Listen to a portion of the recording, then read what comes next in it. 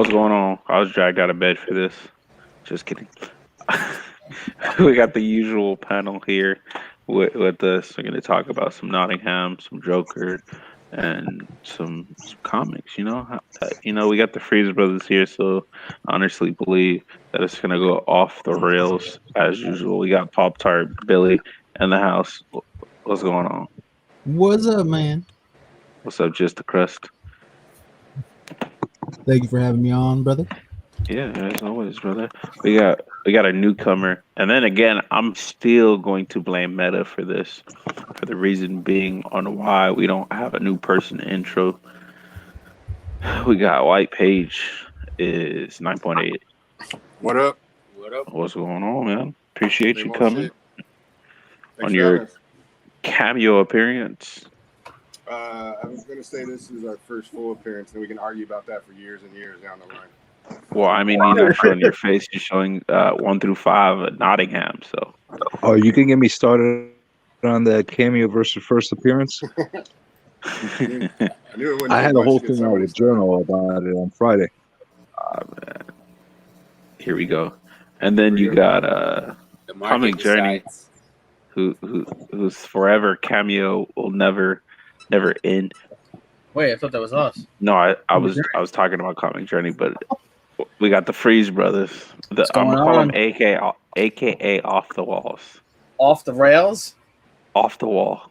Oh, off the walls. All right, I'll take it. Off the wall. Oh man, you guys kill me. What's going on, man? Nothing much. Looking forward to talking about these books. Just finished reading them all up, so we're good to go. All right, yeah, let's get into it. Next up, we got the Ginger Baby.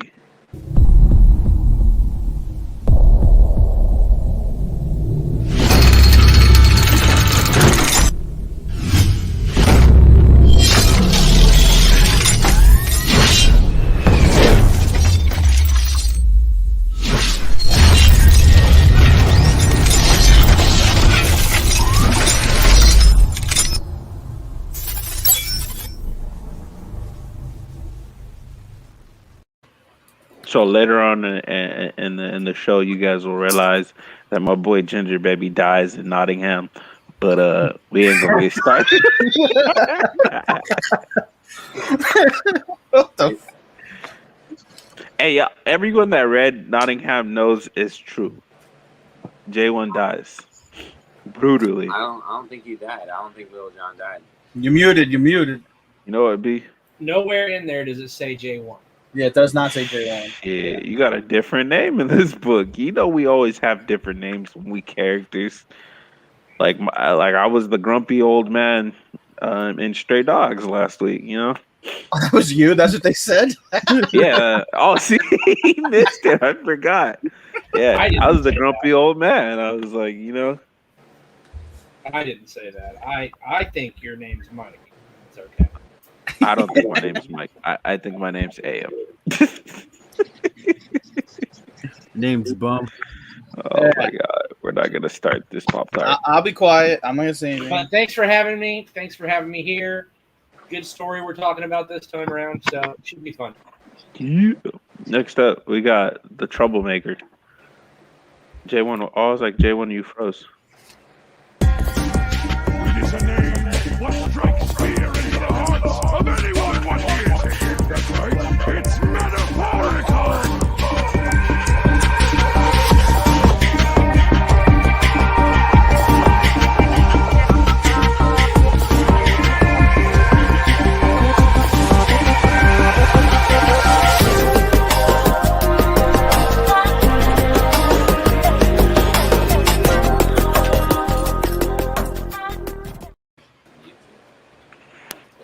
Rat bastards, bum, shenanigans, all negativity, dude. Man.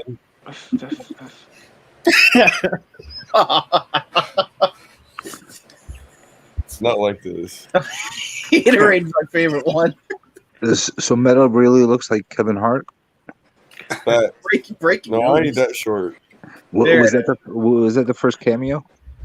No, I'm too sexy for my shirt.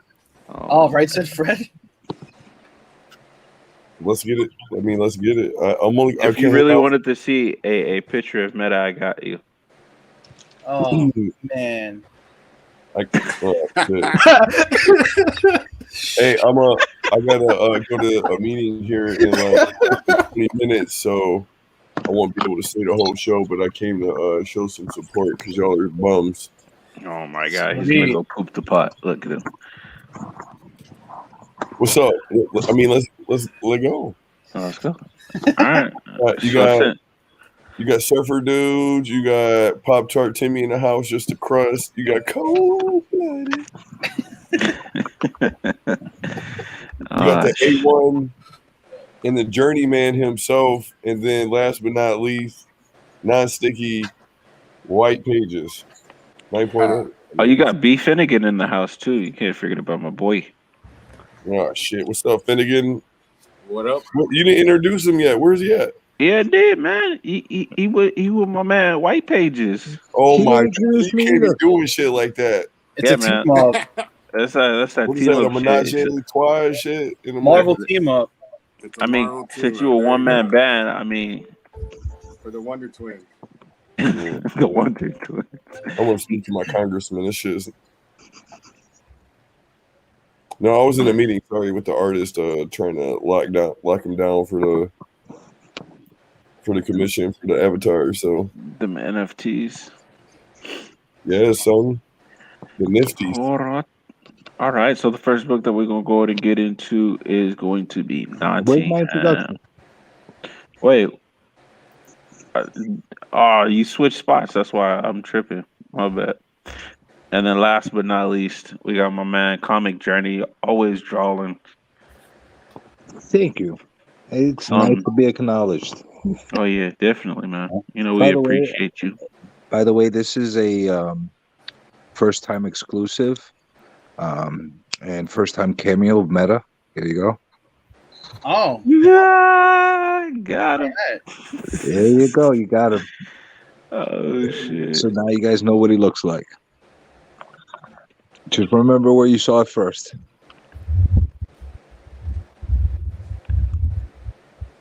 What's up? So bad. Was that when I was cussing out fucking Z and them? Somebody. Oh man. how do you have that saved and just waiting for a moment to notice? Oh, that's his screensaver, bro. Yeah, That's a video. these motherfuckers. Fired. Screen captured him. Dang, the full first appearance right here on AMKM's channel, man. I tell you. I'm Yeah, a sexy bitch. That's all I can tell you. Oh my god, here we go. I'll burn.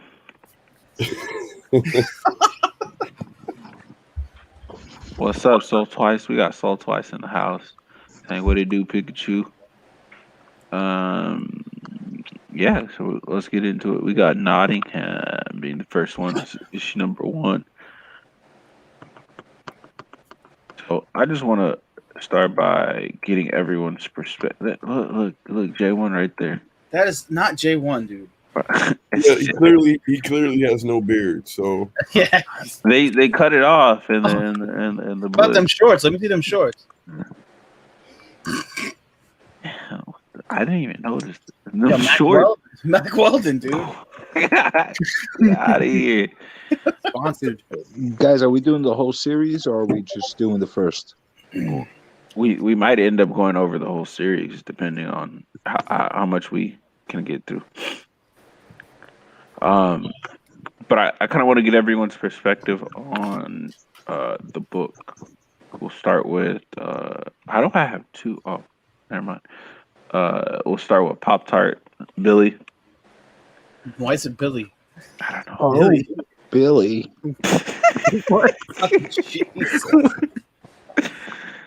Shit, what you think about Nottingham, my brother?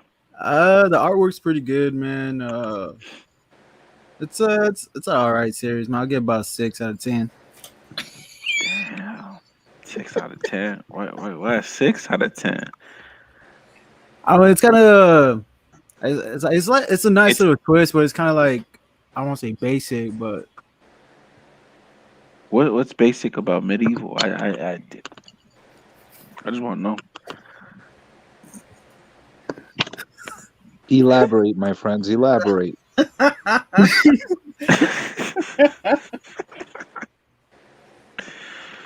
It's basic, dude. Give us that Pop-Tart insight. Yeah, that Pop Tart inside. That's what I want. He doesn't like it because I want- it's only 5 issues he can put on his table. It's got to be like 40, and then he's It's gotta like, be. It's gotta be a whole lot, man. It's gotta be 50 or more. The disrespect. You guys got to remember that my boy's he's a DC booty. That's why I should start with Joker. Yeah, sure. So Did the you read knowledge that? is just not there for Timmy. Yeah. I enjoyed it. I mean, you want to read it, you read it. Whatever. If you want to read it. I don't know. All This is right, going to be a great round table. Read it. Yeah. we gonna move on to white pages, man. Say what? I already lost. What is this? Are we only talking about the first issue? Or can we talk about the whole thing? No, you can talk about the book, man. Tell me what you think. No one Oh, cares you talk about the whole thing. Go or for it. anything like that? I thought it was cool that they kind of changed it up. That by the end, the sheriff is kind of like the guy you're rooting for, and you recognize the Robin Hood as kind of a bad guy. You know, like he's only doing it for the other king. Basically, he's not really doing it for the, rob the rich, give to the poor. Yeah. And, sorry. And the sheriff of Nottingham, he's more like closer to the common man, so to speak, than Robin Hood is. By the end of the book, you kind of get that, Yeah. So I thought it was kind of cool. It just changes it up that way. It makes the sheriff the good guy, basically. That's why it's called Nottingham, and it makes Robin Hood the bad guy. Yeah, we've all heard the story of Robin Hood, but I've never seen a perspective of it where it's told from the sheriff, In fact, I've seen stories of it where the sheriff's completely left out of it. And as Marion says, I think it's like in the beginning of the second issue, like she says, I pity you because you're caught in the middle of all this shit. And that's basically what in my eyes, the whole story was about. It's Robin Hood's not the good guy, the king's not the good guy. It's the people just trying to get by are the good guy. There really is no good guy. It's just people trying to survive. And like B. Finnegan said, by the end of it, you kind of see that even when Robin Hood's willing to let her die. And every other story I see in there in love and they want to run away and blah blah blah. But here he's got a fucking knife to her throat. That was pretty new perspective for me anyway. So, and then I think they even say that at the end where the King side and then the King John and King Lion, the King Richard's Lion art, they both got some cause that suits themselves. Neither one of their sides or ideas are for the common man that is actually paying for all of it, So I thought that theme was told pretty well throughout all 5 issues, and it sets it up pretty well for what's going to go on in, Nottingham Part 2 or whatever, So I enjoyed it. Yeah, I don't think Little John died either, by the way. They kind of didn't really show that clearly. No, he's at the end. Yeah, he's still there. Yeah, he's still there. He's talking to Robbie at the end. Did anybody really die? Who died? Just that guy right there. That's it. Well, that dude, and then the one they had the prisoner. That's it. And that guard right there died, right? Oh, so we were spoiling the whole series, right? No, I was talking about in the last issue when it shows Nottingham and Little John fight. Maybe you guys didn't get All right. No, that was a good perspective of the book. What about the freeze, brothers? Well, my brother don't read books, so it's all on me. This kid. So, he doesn't read books unless it's PMS on the cover or Rat Bastards or whatever. I like the art. I like how they have that weird style. Like these guys, they have like all like weird elongated limbs and stuff, and it shows actions better than most comics do. When you show like them punching or like when they're in a sword fight, there's more. It's accented more because of how they're drawn. The story itself, like I kind of agree with Tim, it was kind of basic. I mean, yeah, it's a different twist that you see it from the sheriff's point of view, but there wasn't anything that groundbreaking, I think it's more about the art for this series that's putting it on a pedestal than the actual story. Mm-hmm. I mean, like, of course you got your gore, over the top gore, but you know, you got your violence. But I think it's more about the art than the actual story, in my opinion. Because the story, yeah, it's from his perspective, but there's nothing, you know, oh wow, this is so like different. I've never seen this before. Like this is, you know, like rejuvenating or whatever. Like so original. It's more about the art, I think. That's just what I feel. But the art's very well done, I think. My man J1, you always have a unique perspective about the Mhm. books we read. Oh, I liked it, dude. The from this story, from this perspective, like everybody said, the sheriff of Nottingham, right, is kind of like the protagonist at the same time as the antagonist. Like he's both sides of the same thing, right? Like he's just trying to do his duty, but at the same time, you know, he's not a bad guy. Unlike a lot of stories that you read growing up as a kid, where the sheriff of Nottingham is always like this terrible villain, and he's part of the reason that the Prince John's getting away with everything he's getting away with. I mean, all the different Robin Hood stories that have been told based off of the original story. I mean, this is a pretty good turn on it, man. Honestly, I agree. I mean, it really is. Like, if you were to take the comic book aspect out and just expand on the scenes, like paint the scenes out in verbiage, I think this would be an amazing book. I mean, honestly, lots of good fight scenes and freaking the Yeah, everybody's got their own motives, you know. Yeah. There's no stale characters. I think this would be a good animated show. like a short or a full, like a film. Maybe about like 12 episodes. They could probably stretch it out. Yeah. Be a good Netflix series, that's for sure. Yeah. No, I honestly believe what you guys are saying right there. Where this would be, I would love to see a director be able to portray the story in the correct way, though. Violence, it's going to be tough. Yeah, I think that's the only difficult part is the amount of violence that it They is. just do it Game of Thrones style. Yeah, I feel like the bigger networks can get away with it. Just throwing a bunch of sex and violence. And They didn't have any problem with John Wick. It ain't going on Disney Plus, okay? There's absolutely no way. There's no shot. We put it We're on looking- Disney. Yeah, we're looking for something more like Netflix, Amazon Prime. No, Amazon, yeah, because The Boys is as violent as hell, so this would fit right in. Oh yeah, HBO Max would be my Yeah. personal favorite because they do some of the most gruesome, messed up stuff on there, and yeah, They found a lock of J1's hair right here. Oh, no, that's my pubes. Oh, shit. Why are they so long, man? putting on that dude's coat, though. it definitely has a unique art style, at least for me. I've never After seen one art like gave- this before. one gave him 3. In a comic book, no. Yeah. In my perspective, I thought this lady was evil. Oh, you could tell right away. Like Oh, she's yeah, so she had her own thing two-faced. going on. Yeah, you could tell.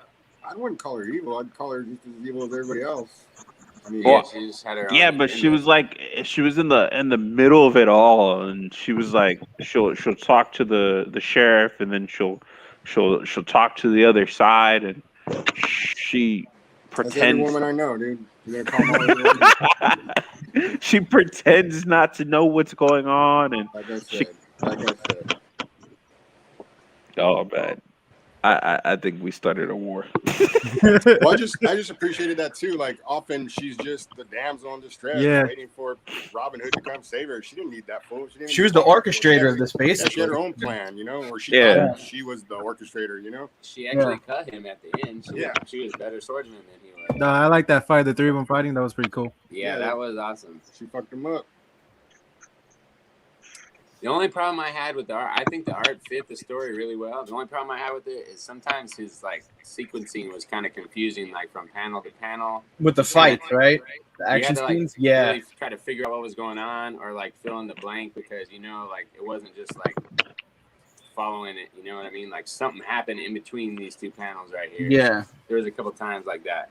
Yeah, I agree with that. Yeah, I Plus, agree. it's super fluid. Like the action scenes are good, but they're not super fluid from panel to panel. Yeah, when the monks and them are battling in the forest, and all of a Yeah, sudden, that was kind of they're in that was like long rushed hall, kind of. and he's like, "Oh, they left. Yeah. Well, who left?" And like and all that shit. Yeah, And that was the Robin Hood reveal. It's the first time you kind of see him on top of the castle. yeah. Like her demeanor is very Look, deceiving. she grabbed his dick. Oh, you showing this one? Look at Tim right away. Wait, That's like where they Bruh. show you right off the bat. This ain't Yeah, she's true. grabbing his balls, dude. She ain't to be trifed with. Very Cersei. Yeah.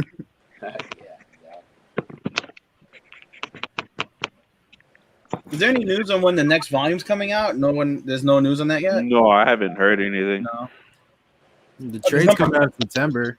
because number 5 just came out, so I wouldn't think they'd have news already. You guys mind if I give my 2 cents on this one? Oh yeah, of course. Please. Go. So I'm looking at. I mean, I get everything everybody's saying, and I'm looking at it a little bit different, just a little bit different. So typically, Robin Hood has always been the hero figure. I never really looked at him that way. I always looked at him more of an anti-hero rather than a regular hero. Because after all, he is robbing things and beating people up and taking their money and giving it to other people, regardless if it's doing it for a good reason or not. So I always looked at him sort of an anti-hero. So it's not that far of a stretch for me to use him in a darker sense. But at the same time, I'm looking at the whole cast of characters through this whole thing, and I'm seeing a lot of not so nice people. They're all like, they're all kind of despicable in their own way. Even the sheriff, even though they're trying to give a different perspective of him, just in a different way. So everybody's kind of a bad dude or bad woman in this. Everybody's kind of douchebaggy. And I don't see that really shiny protagonist. I know that everybody's like kind of focusing on the sheriff being a protagonist. He's really not. He like by the like true definition of a protagonist, which makes me think that if anybody's specking on this book as far as a show or anything, I don't know how much you can really push a good show and make a show great without a true protagonist. There's no Errol Flynn in this book. I think it's a great book as far as giving that perspective. The art, I think, has a really unique stylization to it. But at the same time, I wish that this book didn't have so many reprints. I think it would have been a great cult classic that would have grown organically with a huge following because of what it is, and the fact that it's so they printed it to death right now. And The biggest issue with that was this series in the beginning was a very limited series. Mhm. We would get allotted a lot of times. A lot of times on this book, like I would order 25 copies, I'd only get 10. I'd order 35 or 45 copies, I'd only get 25.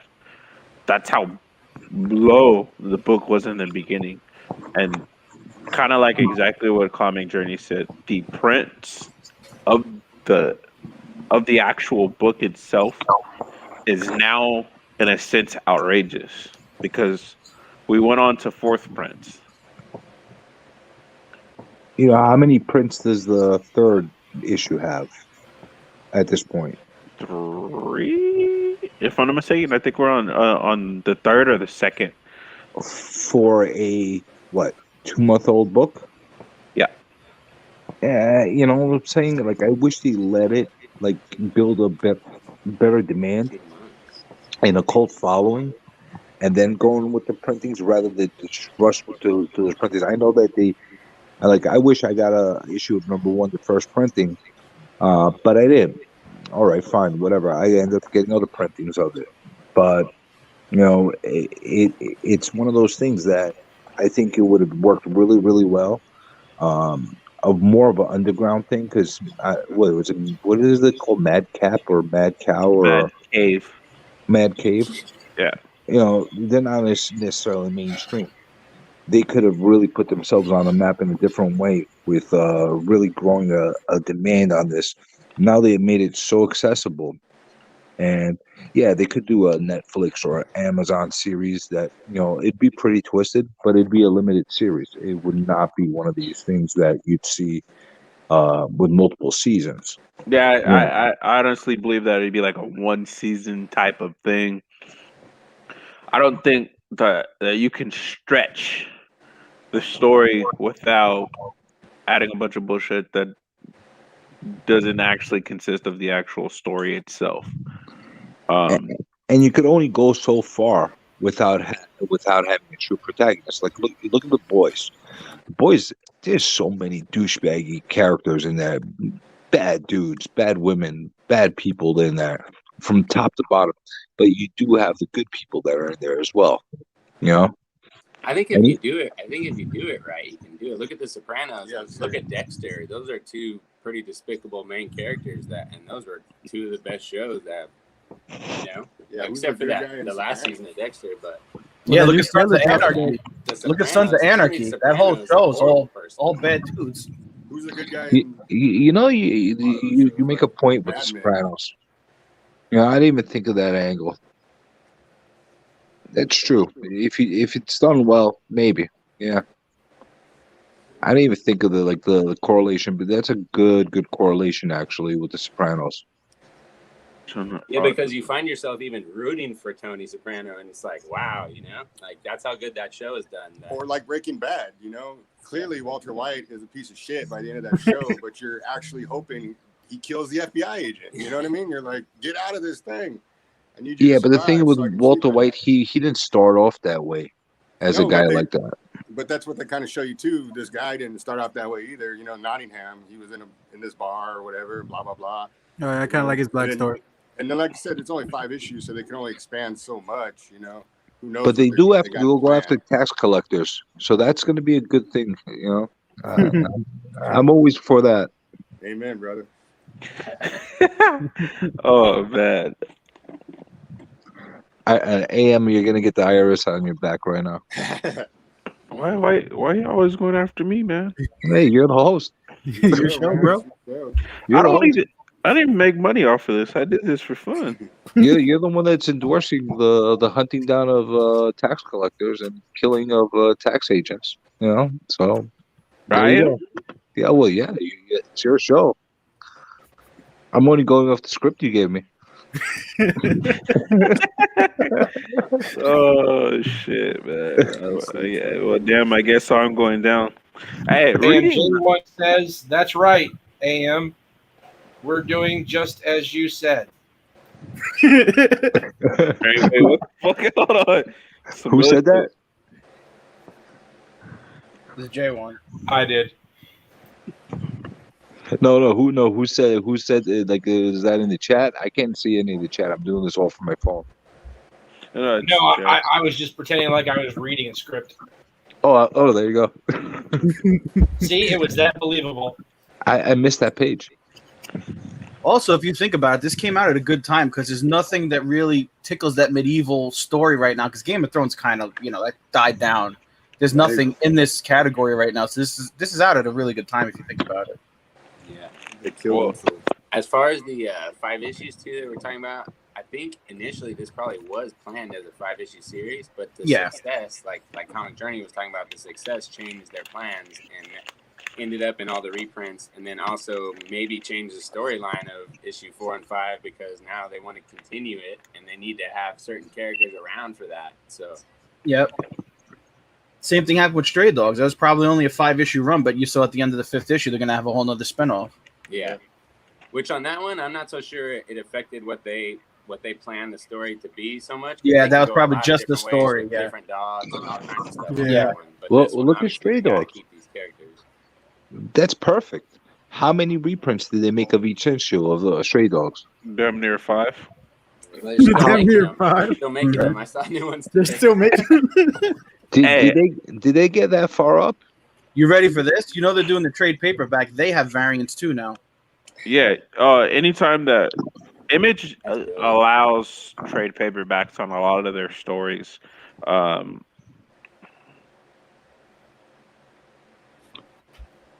Yeah, if you check eBay, there's one. I think it's a Pet Cemetery homage. It's like $170 already Damn. Yeah, for the trade paperback. I saw But- one of the Howling that was like. Yep, that's the one I saw too. Yeah, the The- Howling too. The difference between these trade paperbacks, if I remember the gist of it, they weren't that cheap to do. They required the comic shops, I think, if I'm not mistaken, 1,000 copies. For what, Stray Dogs? Yeah, I would have to go back and look at the emails. They made you They'll get sell. 1,000 copies of the trade paperback. Something along those lines. I have to go back and double check. Per store, that's insane. Like That is nuts. that's not selling. If it's 100, that's a high number. Yeah. I Or- thought Trade? I read it was 500. Was it 5? Wow, for Yeah, a trade for one store, that's a lot. That's still a lot. Well, Yeah, but that what you do is you partner up with a couple of stores and put have all three's logos on the back. yeah. So Oh, you can do that, yeah. Because I mean, they'll sell, but you're not going to sell 500 from one store. yeah, so 500 you would have to order, even if it's 500. Let's go with 500. So 500 trade paperbacks of Stray Dogs, 1 through 5. Yep, $7.50 a book. Is that retail or wholesale? That's the wholesale price. It's crazy. No, I think they how much is the book? $14.99. Yeah, it's right. For the exclusives, I know. Okay, so I think you're right, like right on the money on the number. But the Yeah. only difference is when we do exclusives, we also have to pay a fee. Mr. Burke would like to have the invite. You're always invited whenever you want to come. I can send it to you right now. Yeah, send it to the Hurt Man. Get Burke on so you start cutting people up.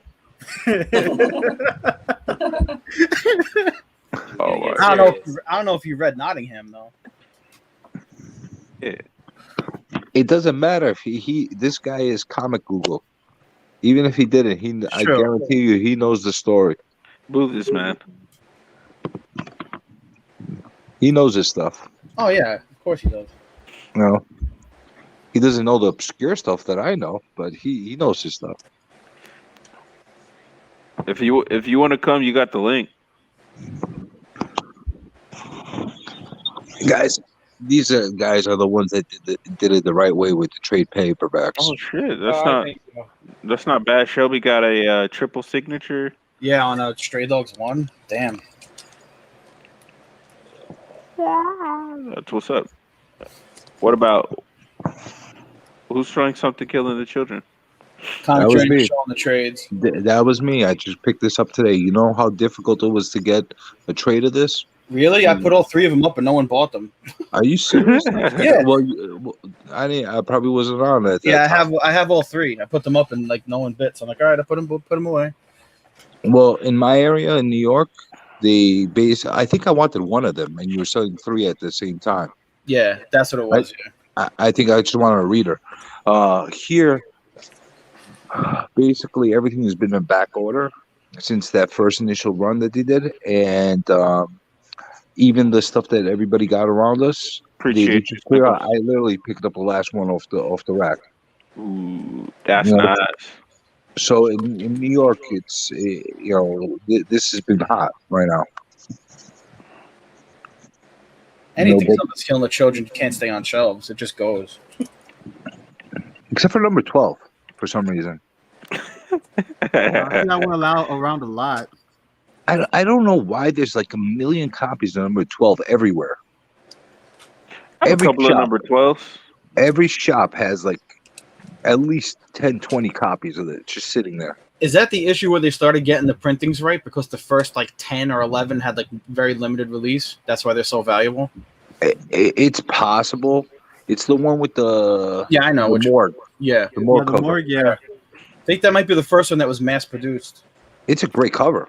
It's the first one I bought. Yeah, Well, that's one I have like 3 of. like number Oh. five. Number 5 is super limited. Let me see how many copies of 5 they printed. It's like that's why it's so valuable. I only have 2 single digit from the run. I have number 1, a couple of the reprint, the foil, and then I have the 8th print, and then I have number 9. Yeah, number 5 only had 14,000 copies ordered. Tough book. That's why they're going for like $50, $100 raw. So Number five is like a $200 book raw. Comic Journeys from New York. Who's asking if I'm from New York? Snickums. He's from New York. He's from upstate. Yeah. But I'm downstate. I'm downstate. I keep it real. He left us. Oh shit! I think he was originally from the Bronx, but he gave up on us. What do you guys think of that cover compared to the one that came out for 16? Yeah, that's what I was gonna ask you guys. What did you guys think of this cover? Like, I honestly think that we should talk about something killing the children next week. If you want me, I know all about that series. See, well, I'll know I all don't like about that it after cover. I finish reading this trade, because up until now I couldn't. I didn't have any of the first issues. It's a very good story. Yeah, it is a good story. I read from 11. No, actually from 9 on. well, that's why. But I still think, I mean, I know that they want to capitalize on doing the House of Slaughter and stuff. And they're going to go to the prelude now. I really think they should have started with this first. I really do. I think it would have made it so much easier and more accessible. But they always do that with stuff. Like, they come out with a prelude after the success of the original story. Well, You guys seen all the variants for that? supposedly number 16. Yeah, there's a lot of House is of where Slaughter it should have variants. started from. A lot of people saying. You guys read the whole series. I haven't read the whole series. 1 through 15 was their story. And then after the success of it, they went and did 16, which is the prelude to everything. Yeah, Got well, it goes back and tells the origin and Yeah, it all shows that. how other Erica joins the House of Slaughter and everything. So maybe I'm actually reading in a better order. good- Well, kind of. You're like in the Maybe. middle of the main story, and then you're going to start with the prelude without getting. Yeah, it's weird. So, Yeah. so I know already one got the new ones. one of the biggest books that are probably going to go crazy on Free Comic Book Day is House of Slaughter. J1, did you see the variant? I know you saw it. Which one? The 1 in 1,000? The new House on the Lake variant for Enter the House of Slaughter.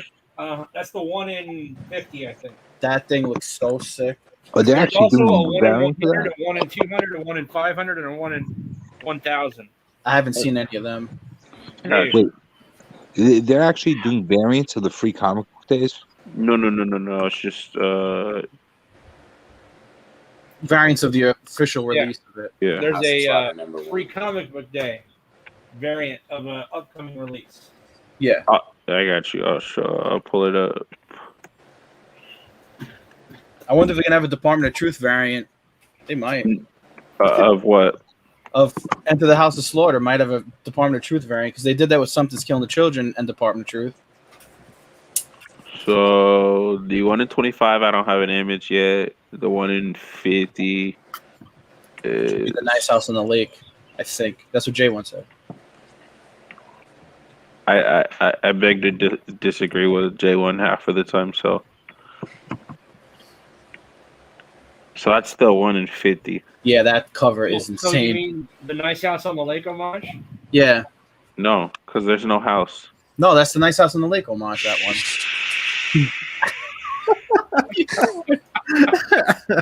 I love this one.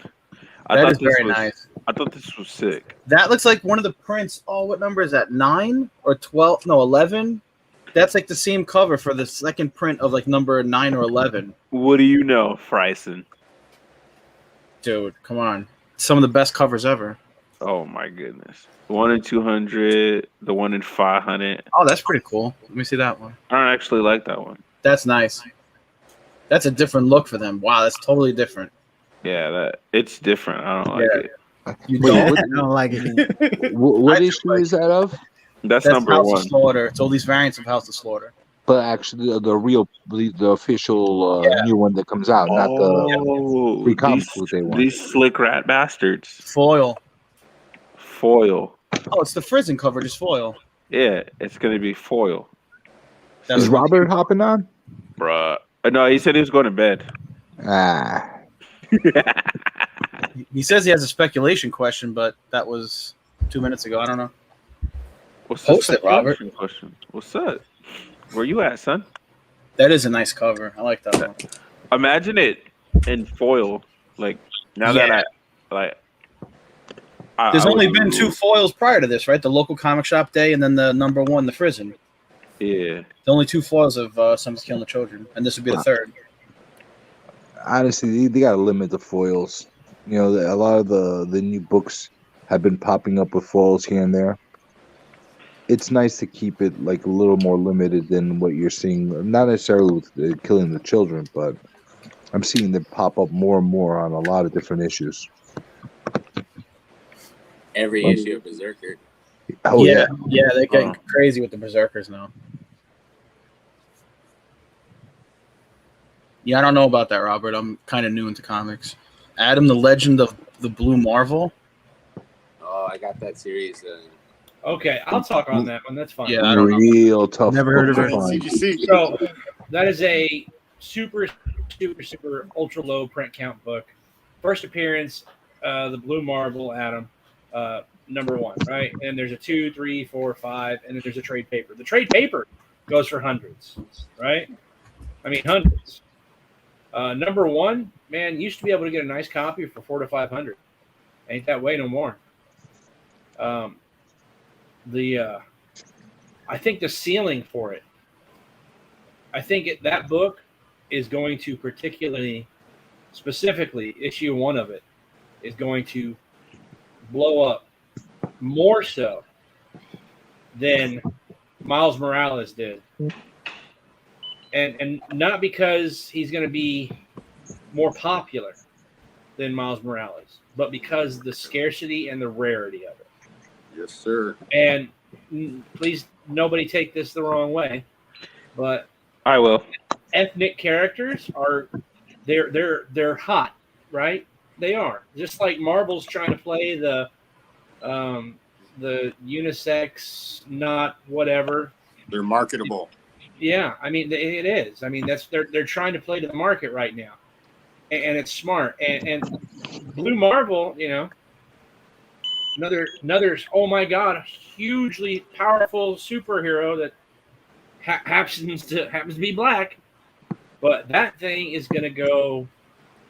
Yeah, a high grade copy runs you 900 now. I'm telling you, and that's raw. That's not graded. That's raw.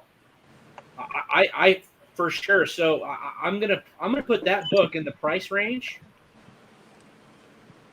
Yeah, the race is gonna drive the character, but the price range of that book is I'm gonna put it in the same quantifiable amount as my Ultimate Fallout 4 first appearance of Miles Morales, the 1 in 25. I think you're underestimating it. That book is a ghost. I know, but You can't I find think it that's where anywhere. it's going to top out at is that around that same kind of price range. And you got to realize that 1 in 25 is demanding $20,000 and $30,000 at times. Has it gone that high? Yeah. Wow. I saw that TorpedoCon this weekend for $27.9. I'm telling you. Was it By a the 9.8? way, I'm just gonna jump on one thing on that ethnic comment you made, J1. Yeah. I'm just gonna let you know, as a Greek, the best characters out there are Greek characters. Wonder Woman, Hercules, by far the best characters. Everybody else is secondary. Shazam. Shazam. Hey, look at their backgrounds. They're all Greek. Don't They're all Greek. remember, Burke. You always give me a hard time. Don't show it unless you're going to sell it. No, but he's an amalgamation of a bunch of Greek gods. I also think, based on what you just said, static is going to be a hot thing. It is. I mean, way more than what it is already. That polybag book is so hard to find in a decent shape. Yeah. A lot of people discarded those old milestone books. Oh yeah, And- Hardwire, Static, Blood Blood Syndicate, and there's one more. I really believe static is going to be Icon. thing. I really believe that Maddie was static's the going to call-out be for Icon. the Miles Morales of the DC universe. I think you're right, man, but I don't think it'll hit the same kind of price range. It's hard to duplicate Miles. He's in everything. Like Miles to me is the number one character in comics now. But And, he's not original. That's the thing. He's not original. Static He may is not original. be original, but he's got his own game. He's got his own animated movie. He's got one of the hottest first appearances that are modern, probably the biggest modern book of the first appearance. And they're just waiting for anything in any MCU movie, and he will absolutely blow up. Yeah. That is the number one character to collect by far. It's because he's Puerto Rican. That's not fair. At the moment, you might be right, and I think there's going to always be traction for it. But I just feel it's too much. if they grab static in the right way, I think it could surpass it. And that was something I was thinking about too. This could be totally an unpopular opinion. What Marvel books are people reading right now? I'm just curious. To everybody on the panel, like what ongoing series are you reading and looking forward to each time it comes out? Nothing Marvel. I was enjoying What If Spider's what's it called? Spider Shadow. And it got really stupid the last episode, or the last issue. But that's me. But I went in liking it. I went in liking Heroes Reborn, and then it got really bad really fast. Those issues came out way too quick. Yes. Hulk, They were holding them. They're supposed to be coming out a long time ago. I enjoy, but it's gotten a little stagnant, so I'm really looking forward to the Donny Kate run. Mm-hmm. I'm still enjoying Thor. Same here. Thor, I lost interest in Strange Academy. You know what? I haven't picked up a Thor book at all from this run. So Thor's very, very good for me at least. It's the only ongoing I'm reading from Marvel. the Spider-Man What If is pretty good. Did you read the annual Of what? Thor? No, the one that came out this week? No, not yet. By the way, Spider-Man sucks in my opinion. That's who Donny Cates should have did because Spider-Man needs help. Trash. And he might. They haven't announced the actual team that's taking it on. It's a secret, right? But that was the point I was trying to bring. That like Marvel is known as the big boys, right? But what are they putting out that people are reading? Nothing. Everything has already been done. It's just redone in a different way with a different writer. You can make a case right now that DC, and I'm not a DC fanboy at all. DC has better stories right now, which is crazy. Nice House on the Lake. It's only 2 issues, but I'd rather read that than anything Marvel's putting out. But the exception Black Label, 100%. You got Joker, which is phenomenal. You got Batman the Tinian run, which is excellent. It's tough. Like, what is Marvel putting out besides Thor and maybe Strange Academy? But I lost interest in Strange Academy. That's just me, though. It's tough. Marvel's really not hitting on all cylinders, I think. I think they're basing it too much on the multimedia aspect of it, and they're not really trying to hit a lot of grounded type of stuff. I think Hulk might really be that one that really they need it. Really does it. Because Venom put them over the top, and it was Venom, and now if Cates could duplicate what he did with Venom with Hulk, that'll be their big thing. Well, that's the thing. You can't kill it. When you got something really good going on, you can't overdo it. Like Venom was hot. It was really, really hot. Then they did the whole King in Black thing, and then they had all these like symbiote spin-off kind of things going on. I didn't hit any of too many times for that. Yeah. It's too much. You know, overexposure. You know, But the main Venom run was very, very solid, at least for me. I'm actually getting into it now. Like I started late, so I started from like issue 30 or 29, somewhere around there. Mm-hmm. So slowly, I'm picking up. See, I'm actually happy that some of these books came down to earth a little bit. So I'm actually picking up a lot of these books at decent prices. You can get the And, trade. You can get the trade for the first first 15, I think. First 15 issues, something like that. That's not bad. It's better than shelling out for all those expensive issues. Oh yeah, but I was actually able to get some second printings and stuff like that at cover price, and it was pretty good. So That's a solid story. it's not a bad series at all. I'm not into the whole Dylan thing. Maybe I'm in the I don't know. I don't like the baby characters of versions of characters. It's just me. Like I don't like Miles Morales as Spider-Man. I don't like Dylan as the Venom. Make a new character. Make it different. You want to add younger characters? Take something original. Don't copy a proven, time-tested character and just regurgitate him for modern times. It just bugs me. You know, Peter Parker is Spider-Man. You know, make another guy that could work. You know, or if you're going to do the multiverse, That's what it's gonna be. It's all gonna be wrapped up with that multiverse stuff now. then Reptile. keep it in a Reptile. different world. Yeah, that's altogether. Marvel's. That's Marvel's original character, Reptile. Who's reading that? What the hell is that? Look it up. fuck is that? Go look it up. Reptile's fire. Go look it up. What's it Next called? generation of Reptile? readers is Reptile. They're not going after you guys. They're going after kids. Oh, that's a Freeze book. That's No, it's going not. No, it's a Marvel book. No, that's going into your lots in the future. That is never going anywhere. I will not. That book will never enter this house. That's That book's not allowed in this house. that's gonna I go saw right it, I next was to your like, copy of pass. Ravage 2099. We went to our LCS and they're like, "Are you guys gonna pick up Reptile?" We go, "Absolutely not." And they go, "We thought so." I won't even put it in a bag and board. That book looks atrocious. Oh, trust me, you'll get it, and you'll put it in your collection when it's in those 50-cent bins. Nope. That doesn't even meet our standards. You're gonna pull it out right next to your copy of Ravage 2099. You're gonna That's a auction good it book. off. $20.99. You're gonna call it shit, and some nut is gonna pay like $20 for it. You know, that's how it goes. Hey, if they want Reptile, I still only want to put it in this house. It'll be an eBay thing. I'll put it up there. Here, look, go take Reptile. You know, so the Walmart version is gonna end up going like bonkers, and you know, that's it. Check the cover. Seriously, look at the cover. Tell me it looks like a good book. And whoever came up with that was a good idea. I'm gonna tell you, just off the name alone, I don't want to even look at the cover. You should. That's enough for me. That's enough. And the funny thing is, I might have looked at it and passed it up, thinking it's some kind of little like. What kind of cover is it? Is it like a really weird? It's just a kid. It's a kid jumping with like shorts and a t-shirt, and he's got a It's a tail. velociraptor with the kid's head. Yeah, it's pretty good.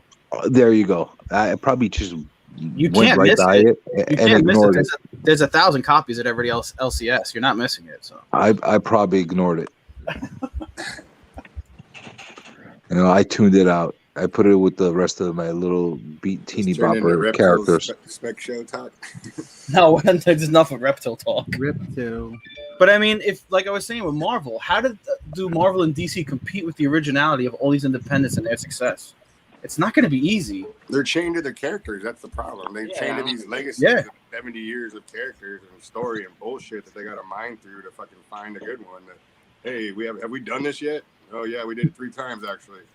You know what I mean? Yeah, it's true. Like it's tough now. Like how do they recover from this? Like I'm not saying they're going to go out of business, but I'm just saying like in reading perspective and like the books they're putting out, they're falling behind majorly compared to these independent stories and these books and their success. It's going to be hard. How crazy would it be if we were talking in 5 years and Reptile was the downfall of Marvel? Ugh, he would be the I don't know, man. It's horrible. That book is bad. Did they make a second issue? I want to see. That'll be like the ET game for Atari. I think everything works in cycles. Like I remember the last time when everyone was talking about how independent books were going to take over everything was when Walking Dead was popular, and it didn't really end up that way. To me, the Marvel Universe is tied to the movies, and right Yeah. now, obviously, there's no big movies coming out. Very good point. Like when Spider-Man comes out again, and when the next version of the Avengers starts coming around and together, it'll get popular. Like again. we were saying earlier, once these minority characters start getting in costume and on screen and in movies, then boom, watch out. Oh yeah, it's gonna blow up. When I know you don't like Miles Morales, but when they introduce him in the MCU, oh my goodness. Yeah, That's you what I might said. not It's like him. it's Peter game Parker over. may be your Spider-Man, but I can tell you right now, kids don't give a shit about Peter Parker, but they love fucking Miles Morales. Yeah. That's all my son talks all about. know Miles Morales, And that's got even a funny Spider-Man thing today. too. Like we're saying, Miles Morales is the biggest character, but who the hell's reading the story? Are you guys reading Miles Morales? No. It kind of sucks. Bro, It's crazy. Like no one's reading it. Like I actually picked up But I watched the 25 on, and with that new Clone Saga thing that they're doing. Yeah, I thought And that was going to be something cool, and it really. yeah, that just fizzled out. But I mean, it's like there's a it million really books that sucks. Miles Morales is going to come out. Like, did you guys enjoy Into the Spider-Verse? I love that movie. Yeah, see, it's just the character. They could do so much with it. Oh, They could do yeah. more of those Miles movies. is- They could do the it's MCU limitless. movies. They could have one So, shots. so basically, what I'm hearing is the writer who's writing Miles Morales sucks. I don't know. Like I read the first couple issues, and then I just got bogged down with everything else. And I just didn't feel like going back to it. That was just me. But you know what I I think like? it's okay. Who But I think actually? the characters. I think the character's great. Who even writes Miles Morales? I don't know. Good question. It's a Reptile. bot. Matt, stop with Reptile. He keeps saying Reptile. What is he? Reptile writes it. Oh, what a bad dude. Oh yeah, I don't really know. But like I said, if you're collecting anything, it's got to be Miles Morales, like those key issues, because it's gonna blow up. Like he's too big. He's too big. I don't know about that. I know that it's gonna keep its like the people are gonna love it, but at the same time, I'm not sure if it's gonna stay nuclear the way it is. I mean, it's red hot right now, red hot. Everything that has to do with it. And that's without a cast. Wait till he's cast or he's on screen. It'll triple, double. Who knows? The reason I really liked the animated that they did was the fact that he was in a completely different universe. It was set in like almost like a multiverse or what if kind of setting, Yeah. and they didn't necessarily put him in the same world. So that's what I enjoyed more than anything else. Now that they're in the same world, I don't like it. Well, even the spec surrounding him. There's so much spec with like who his villain will be. Like there's so much stuff. It's crazy. Like who do you think they would make his number one villain when they do ever do anything with him in the MCU? I'm gonna have to change the titles off the rails. Who they should? You think it's gonna be Normie Osborn? Honestly, I wouldn't mind see Craven hunt him. No, he's I in want to see both. his uncle. Yeah, Yeah, what was it, the Prowler. Prowler? Yeah. Yeah, that would be cool. Plus, I like how that. crazy? I mean, we could also say this: what are the possibilities of him teaming up with Dylan? They're both young. That's not too far fetched. Though that's going to happen. That's what I'm you know saying. that they're setting that up for that, which Yeah. is another thing. It's I think it's cool as hell. I think it's too forced. I like No, it. it's evolution. I think it has to be. Yeah, I like it because I like Dylan as a Venom. I like his character a lot. I don't know. Personally, I think it's Yeah. forced. I think they're trying to go for a young generation. Well, they have to. They can't keep, Yeah, Yeah, sooner or later we're gonna die. they can't keep right for us, dude. They got to go for the younger kids. Yeah, introduce new characters completely. You know, the other ones are timeless. You know, But then it would kind of be a slap in the face to like Eddie Brock if you just made a whole new Venom with no relation to Eddie. I think it's cool that it's Dylan, that it's his What are son. you talking about? They create new Venoms every day. How many symbiotes are there flying around? A lot. But they're not Venom. There's a Carnage, there's a Toxin, there's a this, there's a that. They're not Venom. And there you go. Make it an original Flame, character. it's That's not basically what I'm under- talking about. But none of those succeed. Like besides Carnage, who cares about Toxin or Anti Venom or who cares about these characters? Yeah, it's because they're poorly written. Flash Thompson's good. Flash Thompson's probably the only good one that came off of him, I think. Oh shit, y'all killing I me. can't even tell them all apart. I don't know.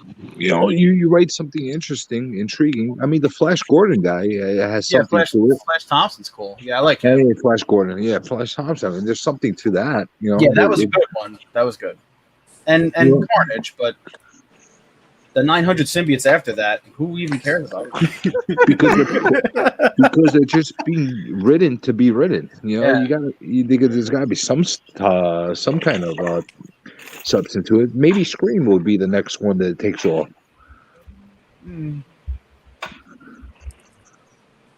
They've been trying to go that route for a while with Scream, so let's see. You got to get the right writer on it, the right art. I don't like Carnage either. I like Carnage, but I don't know if I like Woody Harrelson's Carnage.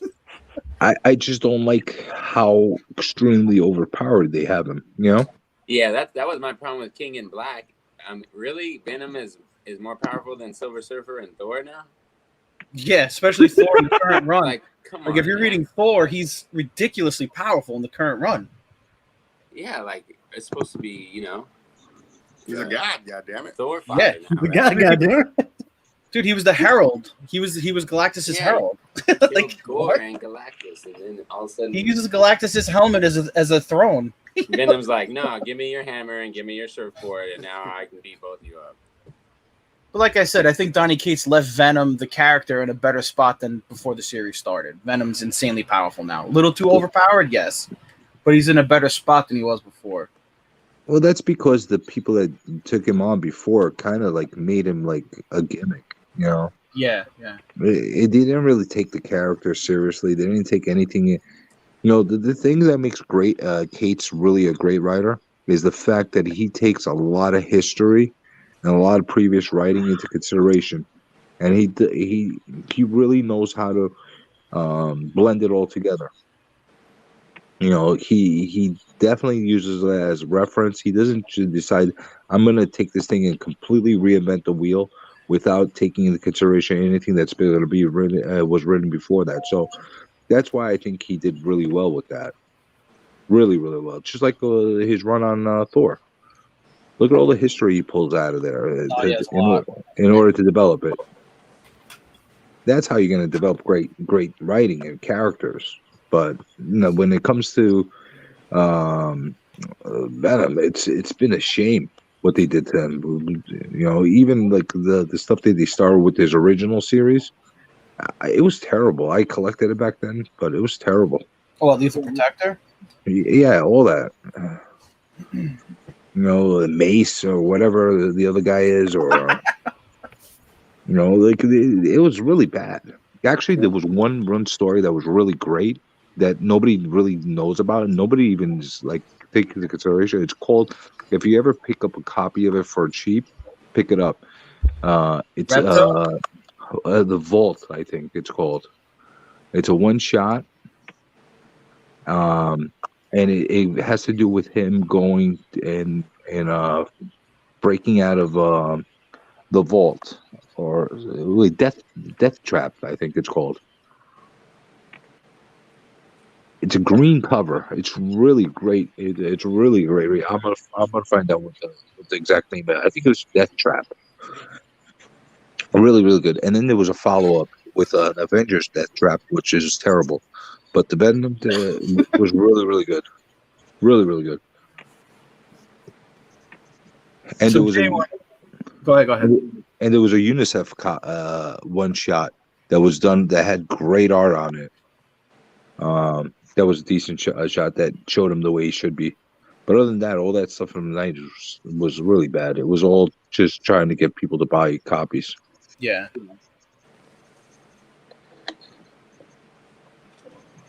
So What do you Jay, guys think if you were gonna recommend a book for somebody to read right now, what would you say besides Nice House on the Lake?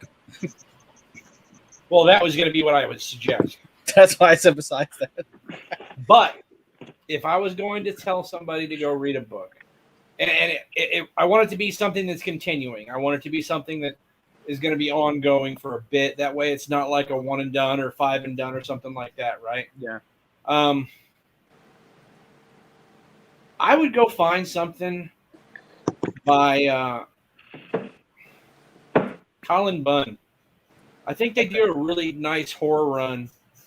She's not doing a lot of like continuous stories right now, but she's writing one shots. But She's man, writing one of my favorite books right now, what's that one? Basilisk, Yeah, that would be a good one. but it's only a 5-issue run, I think. Exactly. Yeah. The last one she wrote, the one shot. What's it called? Eden. Oh, that oversized like magazine thing. Yeah, I mean that thing was amazing. If you didn't read it, I gotta get my hands on that. uh, I actually have Ghost Fleet for your recommendation for a Donny Cates book, which I haven't read, you'll like that. and God Country. I got both of them now. I gotta read them God both. Country. You will love God Country. Ghost Fleet, a little different, but you'll still like that. Yeah. A really fun read, as long as you don't take it too seriously, is Barbaric. Yeah. I was gonna say what's his nuts? What's his nuts? Berserk. Put that on a t-shirt. Keanu Reeves is Berserk. Oh, Berserker, yeah. Yeah, Berserker. I was talking about Berserk, and you know what I gotta say about Berserk? Berserk was a gimmick. Yep. Yeah. I don't care what anybody says. Berserk was a gimmick. What, It was just a huge- capitalize on his popularity with John Wick? Yes. It was a little bit of that, and a little bit of people that grew up in the 90s that had a lot of nostalgia of that style writing and Yeah, but action. And Yeah, all but I that. still think the story's really good, though. it's good though. Yeah. You got to think about it. It's Okay. kind of like an old guard kind of deal. There Yeah, is it's really no good. book in the world, if I'm wrong, J1 or anyone on the panel can correct me, that gets optioned right off the bat. Stray Dog. Before it's even released. Stray Dog. No, Shadecraft. No, Stray Dogs and Shadecraft, too. There's two right there. Yeah. No, no, Before freeze. it was even released. My point exactly. Before the book was even released, Shadecraft. Shadecraft. Yeah, I think Shadecraft was. Shadecraft and Stray Dogs, both. No, Shadecraft 100%. I don't know about Stray Dogs, yeah, was Paramount. Shadecraft before the comic book even came out, it was option. Yeah, because Well, not option, but whatever. yeah, it was signed by Netflix before it was even released. And same I with, don't- I don't want to hear these shenanigans. No, it's true. true. Back of the comic. Well, Magic if you Order? want to get really technical, No, go ahead. every single one shot in new series that Marvel does is basically a promotion for a new movie that's going to be coming out in the future. I do not Yeah. disagree Oh, yeah? with that. I'm telling you, look at Shang-Chi, look at a lot of that stuff that's coming out. Well, the You know, exception with Berserker is that it's two shows. It's an animated one and a live action one. So it's two shows before it was even released. I still believe that Berserk was a gimmick and it was just a capital gain. I agree. But it's still a good story. Like, that's the thing. Like, Who I still talks enjoy about the story. Berserk though? I like it. I don't think it started out that way. No, I didn't say if you liked it or not. I said who talks about it. Well, I think it started out as Keanu Reeves wanting to do his own comic book. Mm-hmm. Honestly, because he's been wanting to do one for a while. He really has. Yeah. Keanu Reeves is a huge comic book nerd. I mean, See, Like- my problem is Nicolas- where like it got Nicolas options Cage though. level. Nicolas Cage level comic book nerd. If you don't know about Nicolas Cage's comic I book, don't know. I didn't know Oh, that. Yeah, he had something to do with Luke Cage. dude, Nicolas What? No Cage. way. He No. does. My Nicolas brother's an Cage idiot. has one of the most expensive comic book collections in the world. Really? I didn't know. Supermans. He has, I think, like 3 Superman 1s and 4 Action Comic number 1s. Yep. That's He had to crazy. I didn't sell know he was one. that avid. I didn't know that. Oh, and he's he owns nuts. one of the highest graded copies of Superman number 1 ever. He was going to be new Superman Returns. Yeah, Yeah. yeah, Superman. Yeah, That was It's like horrible. Tim Burton.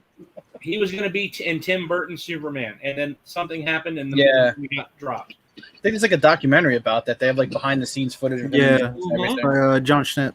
Yep. Gimmick. Well, if there's not one out there should be one out there because there's so much out there about it. You know, that was like a big fail. And then he ended up doing Ghost Rider, which a lot of people didn't like. I don't think it was as horrible as people made it out to be. It's not as bad as Catwoman. You know, no, it's definitely not Catwoman. But it was That was a discussion I had before. What are the worst Marvel movies that came out? No, wait. Since we already went off the rails, I got a really important question. All right. Go ahead. Since we're talking about Tennian, we're talking about all this other mumbo jumbo.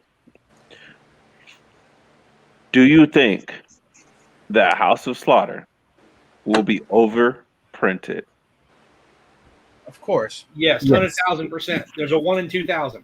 Yeah. The variants would be There's overprinted. a 1 in 2,000. Yeah, it's Another- 1 in 2,000.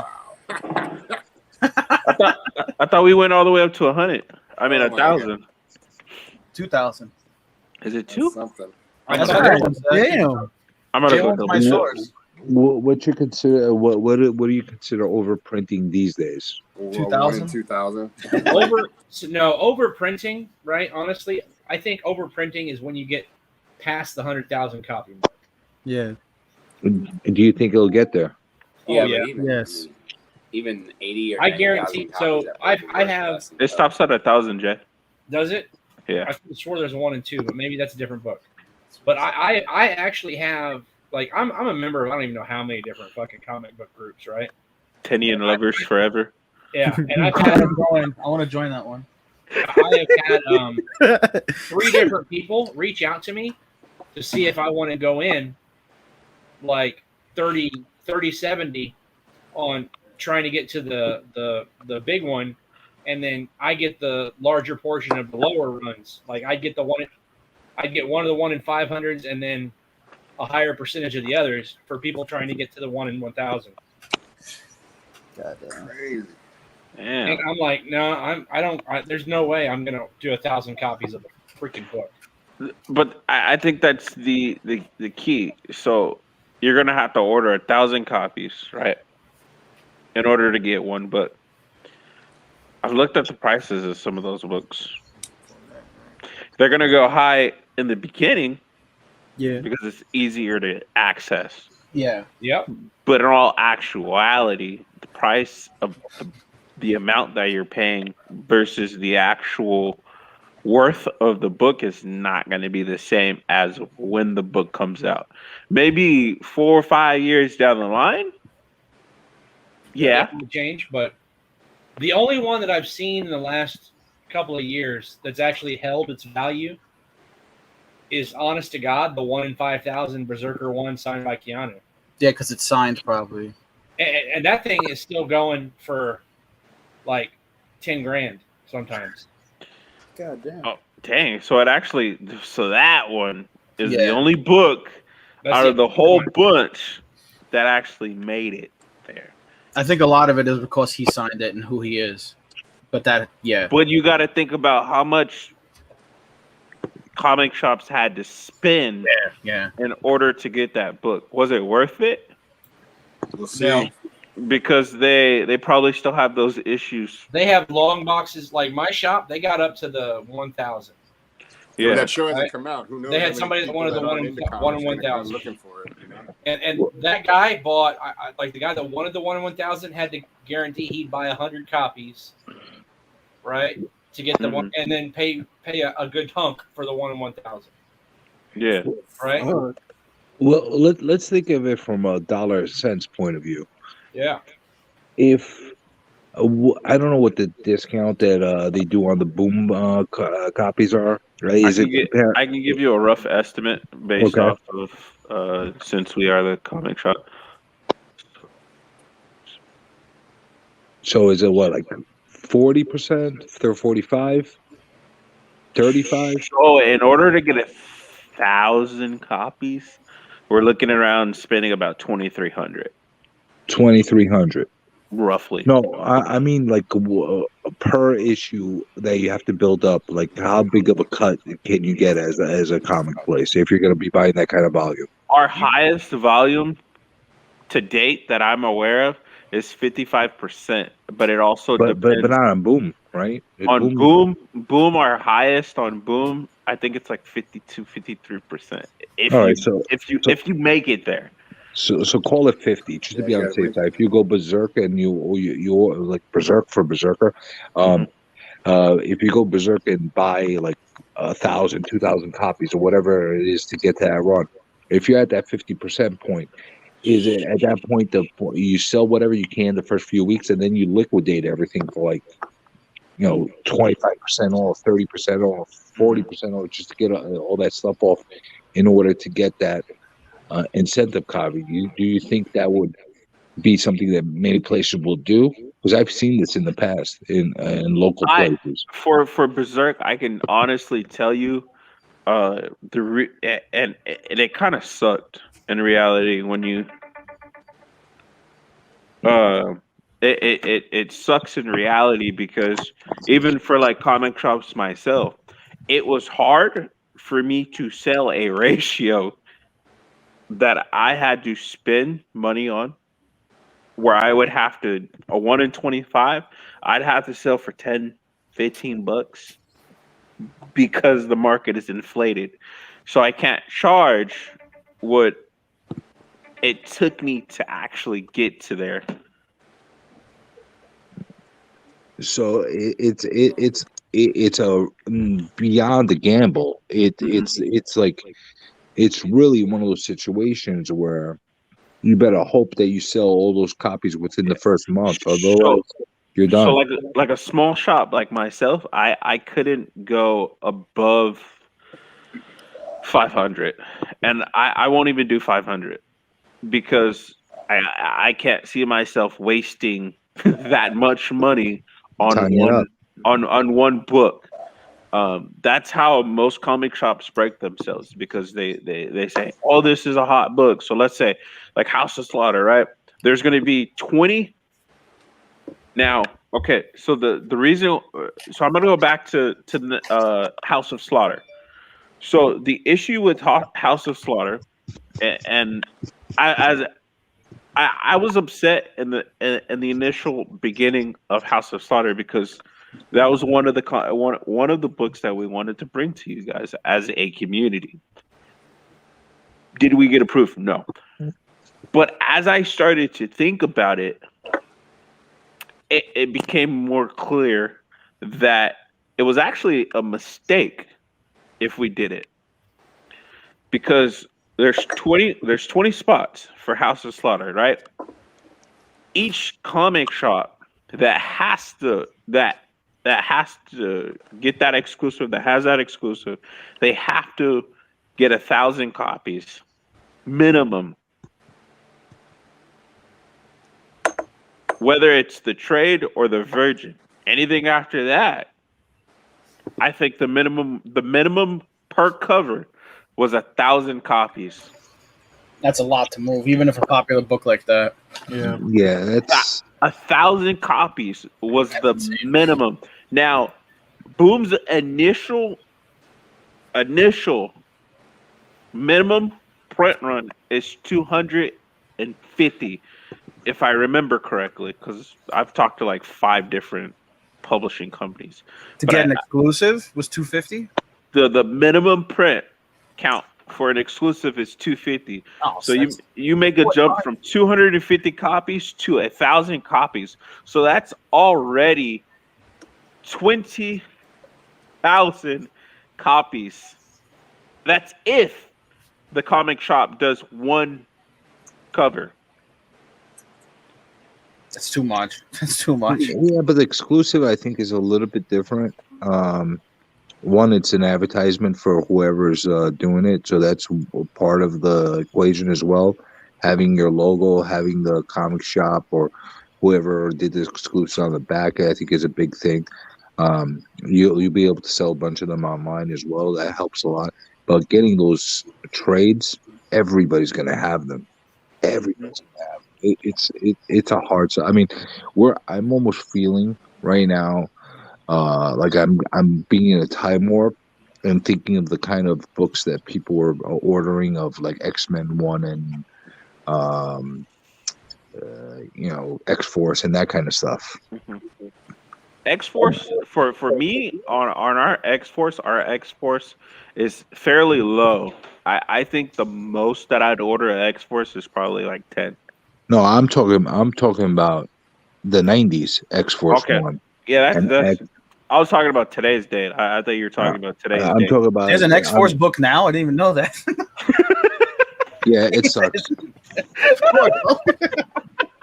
I didn't even know there was an X Force book. Oh snap! I fell on my chair, man. I can't.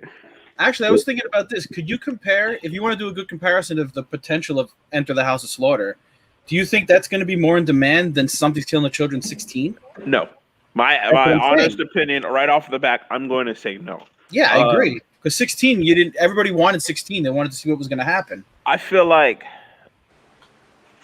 There's House going to of be no Slaughter. money in it. House of Slaughter is I'm not gonna call it a gimmick. I'm not. It's a gimmick. I'm not. Yeah, because when is it taking place? What is this? I don't even know the story. Like, what is it? Like, That's what I'm getting to. It's a backstory. Yeah. but we're doing one right now. But we're doing a backstory right it's the now. prequel. It's the prequel to that even. Oh, so Yeah. it's a prequel. Sweet. I can't wait. So in my initial thought of the House of Slaughter, which I think I could, I'm gonna double check. I think I could read it. It's basically the origin story. The origin of the House of Slaughter, which goes before even Erica Slaughter. So this is like ridiculous. Yeah, so it goes way further back from the initial Something Killing the Children. I believe honestly they did it backwards. I think it should have been House of Slaughter and then Something Killing the Children. I think So it should have been House of Slaughter, Something's Killing the Children 16, and then Something's Killing the Children #1. I read somewhere. Come on, what are they doing? What is this? I read somewhere that the story is going to be like all through how Something's Killing the Children when she's talking to them on the phone. It's going to be from their point of view.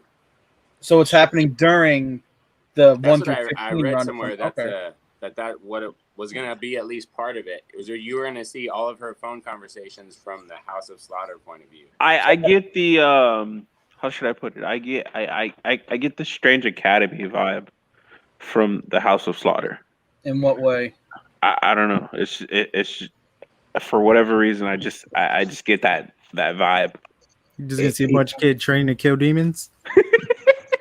Is there going to be the first? Is Tinian going to continue that series throughout, or? Ooh, great question. I mean, that's going to make play a big thing.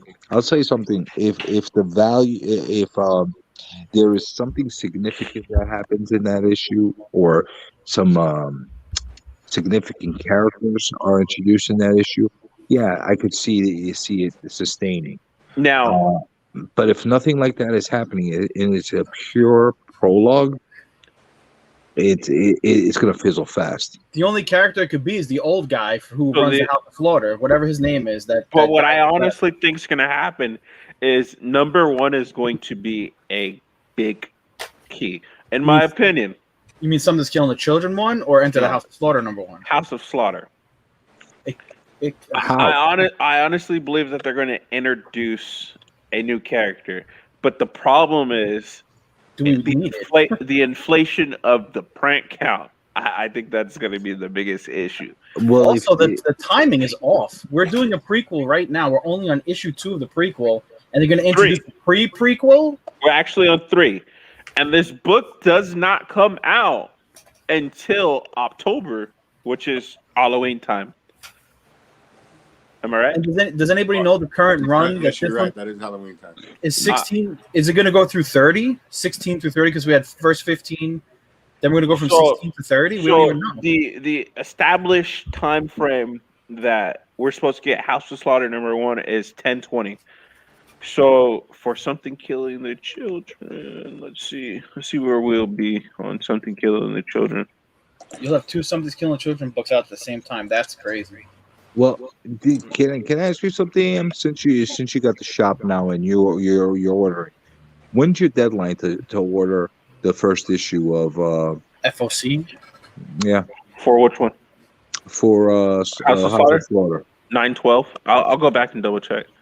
Okay, so the truth be said, that free comic book day copy that they're going to send out, that's going to be what's going to determine how many copies everybody's going to order. That's exactly what's going to happen. They're going to be hard to get too. So Mm-hmm.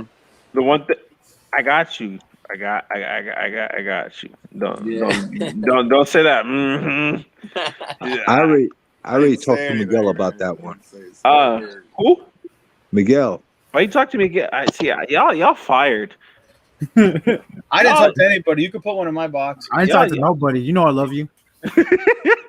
Yeah, I love you. The thing about Cam, and this is not talking crap on my brother. I love him, man. When you have to preface it by saying that first, crap's gonna come. No, he is. I'm trying to figure out how to word this without you guys thinking that I'm talking crap on him. Tread lightly. Wake him up and tell him. He's a back channel character, as I would say. He does a lot of our background work for the company. Sometimes he gets caught up in what he does. He doesn't necessarily remember. He's a schmoozer. Just say it's smooth. No, he doesn't. He doesn't. So like when he talks to like for instance, we'll use Pop Tart Timmy. It's not necessary. So he'll either let me know right after, or he'll let me know when it's too late. all right. So Table. I'm going to tell you now, AM. I need a copy of that, regardless if it comes from you or KM. So No, I'm just kidding. No. I should have enough. So I mean, because I know what's going to happen in my local places. you're not going to be able to get it. That's They're the gonna number one hoard- book that people are looking They're for. they're going to hoard them, and basically, Well, they're not going to put them all out. I'm gonna backtrack, and I'm gonna say something on what you said. The thing about it is, we necessarily do not get all the information. So, any comic shop that is a part of the Free Comic Book Day participation on previews on their comic studios or whatever, or however you would put it, we get what I'll call is a gold star. So there are minimum requirements of ordering books for Free Comic Book Day, which is 10 and 20. So if you're in that gold category, you would have ordered at least 20. Do you have more than 20 customers in your shop? I would think so. I would hope so. So, Yeah, stop then. so necessarily, it's not that they didn't order enough. It's They that, won't have enough. like myself, Mm.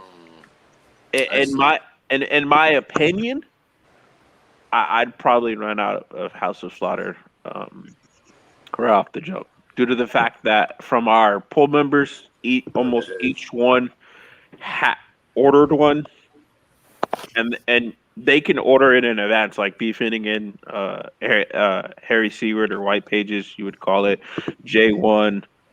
I think no, Pop Tart Timmy's a bum. He still doesn't have a pull list with me.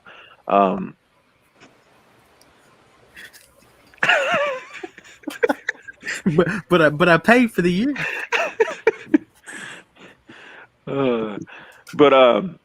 So the max is 20 copies of one issue. No, the max is not 20. The minimum would be It's 20. Okay. So the minimum for Free Comic Book Day is either 10 or 20. So, and it depends on where you want to lie between Free Comic Book Day, blah blah blah. And all you really do is get like a little emblem next to your name. That's all. That's all that really is. And to further expand that, can you ask for a specific amount of one book more than another, or is it universal that they all have to be? Nope. I could have ordered 100 copies of Free Comic Book Day House of Slaughter. It would have just costed me $250. If you want me to be realistic, No, I mean, like, say you get 100 issues of Enter the House of Slaughter. Do you have to get 100 issues of Stray Dogs, 100 issues of that, 100 issues of every book that's free comic book No. day, or no? you don't have to. The minimum is the That's minimum. Okay. The max is whatever you choose to do. Because what are the big books on comic book day besides Stray Dogs and House of When? Slaughter? Nothing. Nothing, When? right? Just those two. When, guys? Here. Oh, Wind, yeah. When's gonna be a big one? I forgot Stray Dogs actually has one. Golden sure. ones. We live. We live. Oh, We Live's another is is a number actually- number Oh, one. yeah, Right? that's We another big live one. might be a big one. Yeah. What's going on with that series? So- Like, why so is the it so big- hot? I don't know.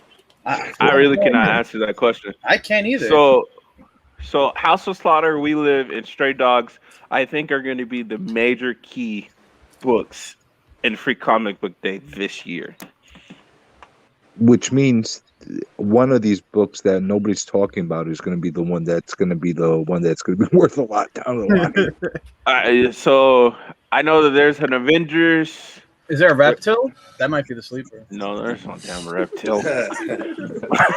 And There's they're not going to devalue Reptile by giving him out for free. Yeah, come on, Star man. Wars High Republic. It's not Avengers, it's the Marvel. Yeah. Oh. It's And there's Blade Runner. That should be But- cool. I don't know who actually reads Blade Runner. I just want to know. I have a few people don't. on our Not I. I read the I haven't even original. seen the movies. I never Because read I it, but the movie's great. There's Yeah, Blade really Runner 2020. I read the book. There's 2099. There's a book? Yeah. Yeah, I read the original. The original was really good. Yeah. Archie. I mean, the only person that I really know, there's only maybe a couple of people that ever picked up an Archie book. Like, I don't see very many people reading Archie. I got this weirdest Archie book, Archie versus Predator 2. Yeah. See, That's a good read. You got that from us. Yeah, You put it's that pretty up? damn weird. Yes, we did. there's an Assassin's Creed. That one might. Yeah, that one might be No. okay. Nah. May- I play the maybe. games. That series is beyond dead, dude. There's 100 Assassin's Creeds. It's so done to death. So which maybe is the reason why you should pick it up, because nobody's thinking of it. Like God of War took off. I don't think So- any other game thing would take So off. what happened is, I'll read the Free Comic Book Day House of Slaughter, and I'll tell you guys what you guys think. What I think. Give it to someone who doesn't like Tinian like me and you. Meta. Meta? So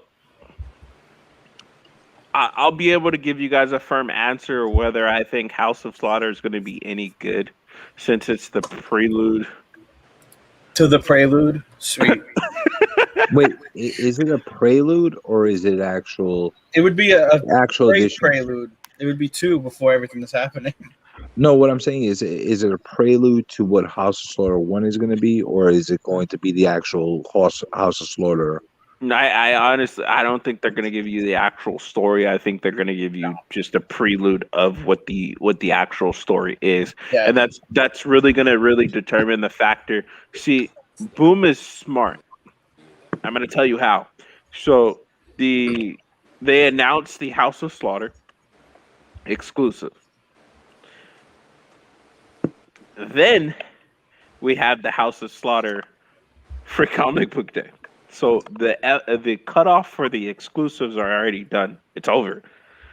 If you wanted to get an exclusive, you couldn't get an exclusive. You're pretty much locked into that exclusive because you already signed the contract and all that other good stuff. So if you don't like the Free Comic Book Day and you have an exclusive, You're screwed. you're pretty much screwed. Exactly. Or you better make a pretty damn awesome exclusive. You better say this is the greatest story ever. You got to get it. It's so much respect, dude. Oh, man. So I think that's the biggest thing about it. I think Boom was really on their business tactics. They were kind of smart how they did it.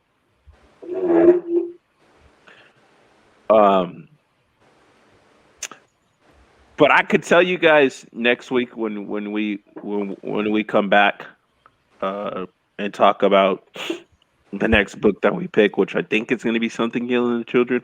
I could tell you guys whether I think that I'll like House of Slaughter. Did you read everything so far? You're up to the current issue of Someone's Killing the Children? No, Oh, I'll sweet. have to catch up. I'll be caught up by then. So I'll be honest. For Something Killing the Children, I didn't come in until issue 10. Well, that's like me. I jumped on, I think, issue 3. Oh, so you were one of the fortunates. Yeah. So yeah, But I now didn't. that I got the trade, I'll be able to catch up. It's an excellent story, at least for me. I think it's the best original story. It's going to take off like crazy. If it wasn't, I wouldn't even bother with the trade. You know, I would have just kept what I have and, you know, try to sell it or whatever, you know. Honestly, I think we're at a good standpoint though, because for me, I'd probably start with 16, 17, and 18, and then just go backwards. Exactly. No, that's what I think they should have did from the beginning. By the way, where's your co-star all this time? Where's My co-host, Yeah. he's had a long week, so he set this one out. He'll be back next week. I mean, you're definitely right. It's better to start with 16 and 17. You'll appreciate the story more. I love the cover on 16 too, by the way. Isn't that the one with the red the B version that has the red Glow in the dark. It's probably my favorite cover of the entire series. I love it. I mean, it's a great cover. And this, what is it, the 6th print of #1 with the machete in the snow? That's another awesome. I don't even know what that looks like. It's like a $2,000 book graded. You know, that's the other thing that bugs me about those first prints, those multiple printings of the first issue. These should have taken it easy with 8 prints in the matter of a year. You know, that's a little excessive, I think. Well, you know? I mean, it is excessive, but you also have to take in consideration the demand. There you go. I bet you if they made the demand build up even more, every time that a new printing would come out, people would appreciate it more. I don't have first print, second print, third print, fourth print, fifth print. I had what, the third? We had the third, right? I had the seventh. I had the second. And I had the 8th, but I don't have anything else. So which printing is the foil one? That's the 8th. That's the 8th print. All right, I have that. And I have the other one with the snick or whatever it is, something killer. The one that has just initials, not the whole thing in there. Oh, that's the 7th, right? That's the 8th. The local comic, the foil's the 7th. Okay, so those are the 2 I have. Yeah. You know, but then again, I wasn't collecting. I get you. Yeah, it was the 7th print with the foil, and then it was the 8th printing, which was the Berserker promotion. The Berserker promotion, yeah. Yep. You know, and that was supposed to be free. They could have kept going. They could have made 15 prints. There's so much demand for the book. What I find fairly odd, and I'm going to say this: why would we do a Berserk promotion for Something Killing the Children when we could have did it for House of Slaughter? Because at the time, Something Killing the Children was the relaunch of 16, right? Yeah, but that still doesn't make sense to me. I mean, it was probably to get more eyes on it. Like, people are like, well, I can never get the first issue, so now I can get another print of it. Yeah, but it was still difficult, and the way they executed it was odd. It was really odd. Because, well, not even the fact. So this was the story, and this is the reason why it's not free. Kind of like how Comic Journey said, it all fell back on Boom. So what happened was the FOC had hit, right? The book came out, which was issue number 1. Uh-huh. and then we were already on number 2 on the FOC before issue number 1 came out. You're talking about Berserker. Yeah. Yeah. So when we got the books, they came with this Pamphlet, the little thing. the little pamphlet. Yeah, little insert. And they were like, yeah, it depends on how many you order of issue number 2 and 3, I think. Okay. So let me rewind. I'm sorry. So let me rewind. So issue number 1 already been released. The thing was the C and D, which was the foil. They came a week or 2 weeks later, which was then the FOC for number 2. So when we got those books on Tuesday or Wednesday, depending on your comic shop, that pamphlet was in there. It was already then too late, and the book already had went on back order. So all the comic shops were upset, including myself, that we were not going to be able to produce the amount for our actual customer base. Yep. So and they also had to sign up to buy 2 and 3 to get that Something's Killing the Children, right? Yeah. No, Yep. It was just 2. Was it just 2? It was just issue 2. I think ours so it based off of. They probably lied to you. That was really issue 3. Yeah. So it was based off of the amount of number 2s you had ordered. So you would get, for every 5, it was initially every 5 copies that you got of Berserk number 2, you would get 1 Something Killing the Children 8th print. But us, with the issues that we were having with Berserker number 1 and the amount of volume that you were able to sell of that particular book, of course you decrease your order, right? So you then decrease your order, and then you get this pamphlet, and then it's too late, and you can't correct it because it was only FOC related. Yeah, it was too late. You couldn't go back and be like, yeah, let me order 25 more copies, and I'll get like 5 extra.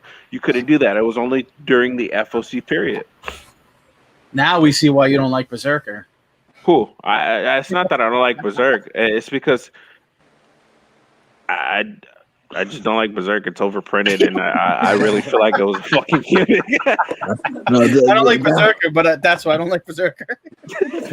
But that whole situation with that giveaway that they wanted to do, it was very convoluted. Yeah, that's why I said supposedly free, because the way they made it, it just screwed up everything. It messed up a lot of, like, it got a lot of people into arguments with their LCSs. The LCSs didn't even know what the hell they were like dealing with at that point. Well, it was very simple for us to correct it, for us at least. So basically, how we did it was basically, okay, everyone that purchased issue 1, doesn't matter foil, doesn't matter what it was. Every person that ordered issue 1 and every person that ordered issue 2 got 1. I wasn't able to distribute 2. Wasn't able to distribute 3. They got 1 copy, and everyone that purchased 1 and 2 got theirs. You know, another company that does very similar kind of stuff. I don't know. Do you guys get any Bad Idea books? Yes. All right. So, Love them. I just had to pick up. Love him, and then mutes himself. Love him. Last week, I think it was when Lot came out. Was it last week or the week before? That was last week. Okay, so I picked it up when it came out. LCS made me pay for all 1 through 4, which I was going to get anyway. But it irritates me, the fact that I have to prepay to get all of them. I don't think that's fair. In my honest opinion, I would never make someone pre-order and pay up front for something Supposedly, it was bad idea policy. That's the case. In order to get one, you have to buy them all. J1 could answer that better than I can. It's because Bad Idea is very limited on the comic shops that they sell to. So Freeze probably knows it better than I do. I just finally got on the list. Yeah, they shit, said well. with us, our initial thing was the initial launch all the way up till the lot, which just came out. I don't know if there's anything else in that first wave. I think that's it. We had to say we were on. We didn't have to pay for them all, but we had to agree that we were going to buy them all. We didn't have to prepay for them. But then, like about maybe about a month ago, they said going forward, you will get a free promotional book or something if you agree to prepay for everything coming out after. It's very convoluted, but I did not get anything like that. So you tell them so that you want 2 of those. the way that your comic shop did it was probably fairly incorrect because you can't make someone pay for something up front. no, we didn't have to pay. We didn't have to. No, I'm not talking about you. I'm talking about Journey. Because Journey said that he had to pay for 1 through 4 up front. Yeah. And that shows the level of trust. Or they wouldn't sell me the book, which one pisses me off because what if it sucks? Yeah. No, it's a number one. The level of trust in your comic books customers is lacking. Not ours. Ours is great. I love our LCOs. You know, it's just like I don't know. It's New York. You know. We're right there, Journey. We're in Jersey. Yeah, but you guys got toxic fumes and stuff like that. Again with the toxic fumes. Don't stop with that nonsense. Alter your thinking a little bit, and you're a little nicer. You know. You sure about that? Shit! Oh, I'm very sure about that. You know, you ever go to Midtown? Midtown Comics? Yeah. Haven't been there yet. Oh my god, you should just like to have fun and see a big place like that. Yeah, I want. But over there, you know, they price gouge everything. Of course. That's probably why they failed as the distributor for I mean, never mind. Let me take that back. Well, J1 sees the prices I get over here. I'm not going anywhere else. I mean, we're not gonna get started on that conversation. No, I don't want to hear it. I don't want to hear it. Dude, it's okay. But the one place, like I go to 2 local places. I go one for the majority of stuff I get, and then the other guy that has the Bad Idea comics, I go because they're generally okay guys. They got a little small mom and pop outfit over there. They do pressing on site and stuff like that. So I'm like, all right, let me support them and that kind of thing. But every so often they pull a Bad Idea stunt like that, and it just drives me nuts.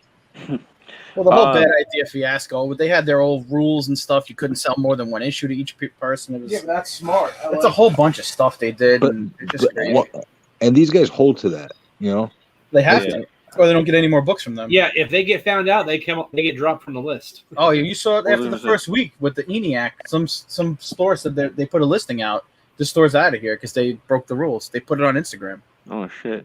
Yeah. B, did you ever get your book signed? Which one? The Sienkiewicz? Yeah, the Moon Knight. Yeah, I got it signed. I submitted to CGC on site yesterday. Ah, shit. Let me know what you got. Oh, I will for sure. In about 8 months. Oh shit! Yeah, that is. You got connections to get it back in 8 months? It's fast tracked. Nah, shit. Okay, so Holy crap! You got some serious thing. Let's not talk about CGC. Oh, whoa! What is that? that is sick. Mm-hmm. You know what else is? What sick? is that? Where's that from? That's Department of Truth, number 12, the Kirill Repin variant. Dude, that's sick too. That's Can we get J1 on full screen? Nah, you get this one. What do you guys think about those Department of Truth they put up with the Rock Band homages? That one's insane. I love that. That is actually. That is that a sword? Yeah, that's a sword. That is sick as hell. I want it. See that? I know everybody's digging those covers, and the art's great. Spirit that The killed image is great, Jesus. Yeah. but don't you think they kind of overdid it a little bit with the same image of the same woman over and over again in every single image? No, you need her. You need her. Nah, Part she of the cute. story. Yeah, you The need her. character. It's like saying Wolverine is on X-Men books too much. He's part of Yeah. he's There you go, in it. Journey. How about this one? Check that number. That's Number a nice. one. 9.9. Yes. Wow. Look at that, dude. Did you send that out or did you buy that like that? I He bought bought this it today. just like that. Today. Wow. That's a hot book. That's a nice book. I like how you took off the price sticker already. I had Was to. it- I Was saw that it. CBC or CBCS? And look at that. Look at that case. It's so nice. Tired of CBC. That was No, CBC? no. CBC? Don't say look at the case. This case is crap. This is the Oh, old. really? Oh, it's the old one. Yeah. Look at this. Look at this. You ready? Oh, really? Oh, sweet. Is Yeah, that that's the- CBCS? that's old. Is that a Yeah, top loader? CBCS. Is it a top loader? Well, damn, now if you send it to CGC, you're going to get like a 9.0. Oh, forget it. You No. get an 8.5. No, I'll be sending that into CBCS to get put in the new cases. Yeah, of course. Which here's the new case. Stop. Are you drawing Batman on Coming Journey? What do you think? Does it look like him a little bit? Trying to make a A mess. little bit. Now the Little new bit? Are you case. drawing Batman? Right, the new The case. sheriff from Nottingham. Yeah. Let's compare it in thickness. Yeah, it's much thicker, right? Yeah. Oh, wow. That's what she said. Like a Oh, here we go. Office reference. lot thicker, right? You can say it again. Sturdiness of it, dude. I can't. This is a freaking almost $2,000 book, right? Gosh. Yeah. You know what I thought about? I thought Yeah, about look at creating that. my I own can't grading get company. Yeah. It looks just like Batman. Blackstone grading. But a little Can't bit. even. But you forgot the That looks little. like Tom Brady as Batman. You forgot the little. It had a little. I'm not done yet. I had a little cake. I'm not I done buy yet. I'll show you when I'm done. Okay? Okay. All right. Did have the lights off here and I heard a little kid's voice. I got scared, man. But Uh, honestly, guys, yeah, I like. Was I on mute or did you guys No, hear me? we heard it all. You saw. Sorry. You guys remember when I cracked open the CBCS case? Yep. Like nothing, right? No problems. You can't do that with the new ones. You cannot. I could do it. And No, J1, is that your first 9.9? No, Second. it's second. Where'd you The get a first one. Ronin 9.9? No, No. Teenage Mutant Ninja Turtles number 100. Okay. He sold it. Yeah, that one I sent in myself the second time.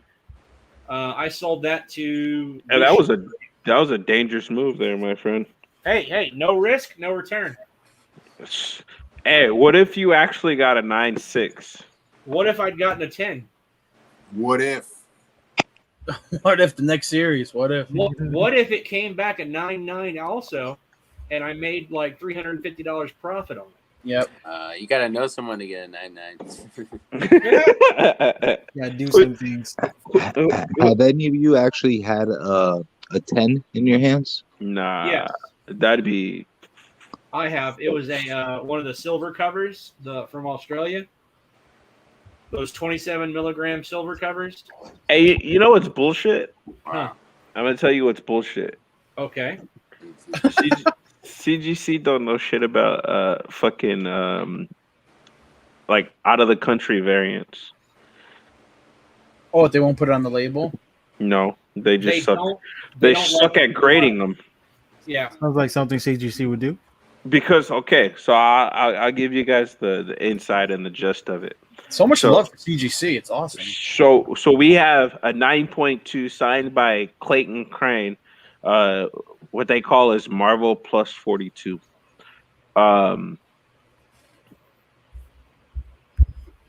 I wouldn't understand how we got a 9.2, but There's nothing on it. Is it wavy? Nothing, right? no, obviously we pressed it. Yeah. But I wouldn't understand, and that was before they had their fiasco of taking a year and a half to get people their books. Oh, okay. So it wasn't sitting there the whole time. No. And we got back a 9.2, which that book should have at least been in like a 9.6 when we sent it in. That's one of my biggest problems with them. It's not the fact that they're late, they're bad customer service, which, by the way, they're nice on the phone, but they No, suck they at have their bad service. customer service too. It's not the fact that all that stuff is in there, which all is clear. The biggest thing I hate about how they operate is there's no transparency. So if you got a book that's a 9.1 or a 9.0 or 9.2, you don't get graders notes with it. So how can they? Oh, you how do- do when they feel like putting them on there. Well, if they feel like putting them on there, but how Yeah, can at their you tell if discretion. if it's justified or not? You And can't. the other thing is that you don't have a permanent record of it that you could give to the next buyer. They have to go and buy it, which is not right as Well, well. you do. Only you do. Only the No, original submitter. No, because that book that you gave us that we got, it was the Honda the Honda Guess. Jabroni. The jabroni. Yeah, the Jabroni. That variant of the last Ronin we got a 9.2, if I'm mistaken, right? With no grader notes. Yep. And we have the highest paying account with CGC. And I still didn't get grader notes. It's a little bit of a racket. They're saying, we picked 9.2, 9.4, 9.6. We're not telling you why. CBCS does. You figure it out. Yeah, Hey, exactly. listen here, but CBCS gives you notes even on a CBCS is still underrated. Okay. I wonder if there's a chart somehow that shows the increase in submissions to CBCS compared to CGC in the last 4 months. No, I don't think they ever will. I think it's going to be off the charts. You can call them right now, and they'll tell you outright. So their normal submission used to be 3 to 4 weeks, right? Mhm. Turnaround time at CBCS, and it still shows that on their main page. Like if you go to it, but then they're backlogged.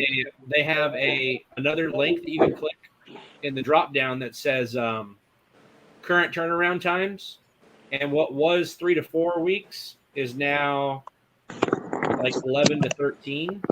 Okay, but that's still like about 6 months short of what CBC. Yeah, they are capitalizing. What I'm just saying, like they're in such a good spot to take over this stuff. They really are. And if you're you're negativity with CGC, why would you go to CBS? If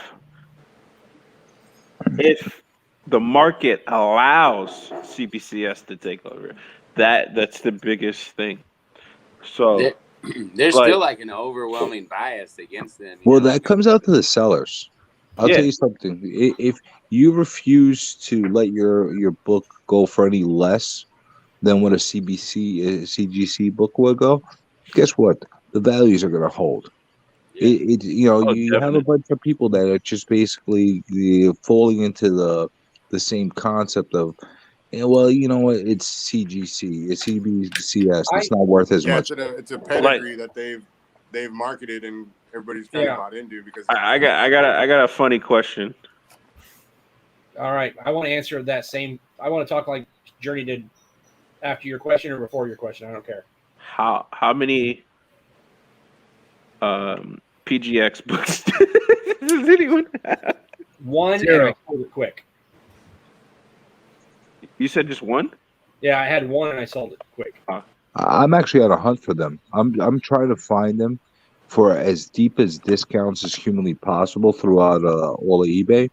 Yeah. Because honestly, I'll take those books and either crack them or sooner or later they'll come back to them. There's some serious keys that are slabbed in PGX that are going for peanuts.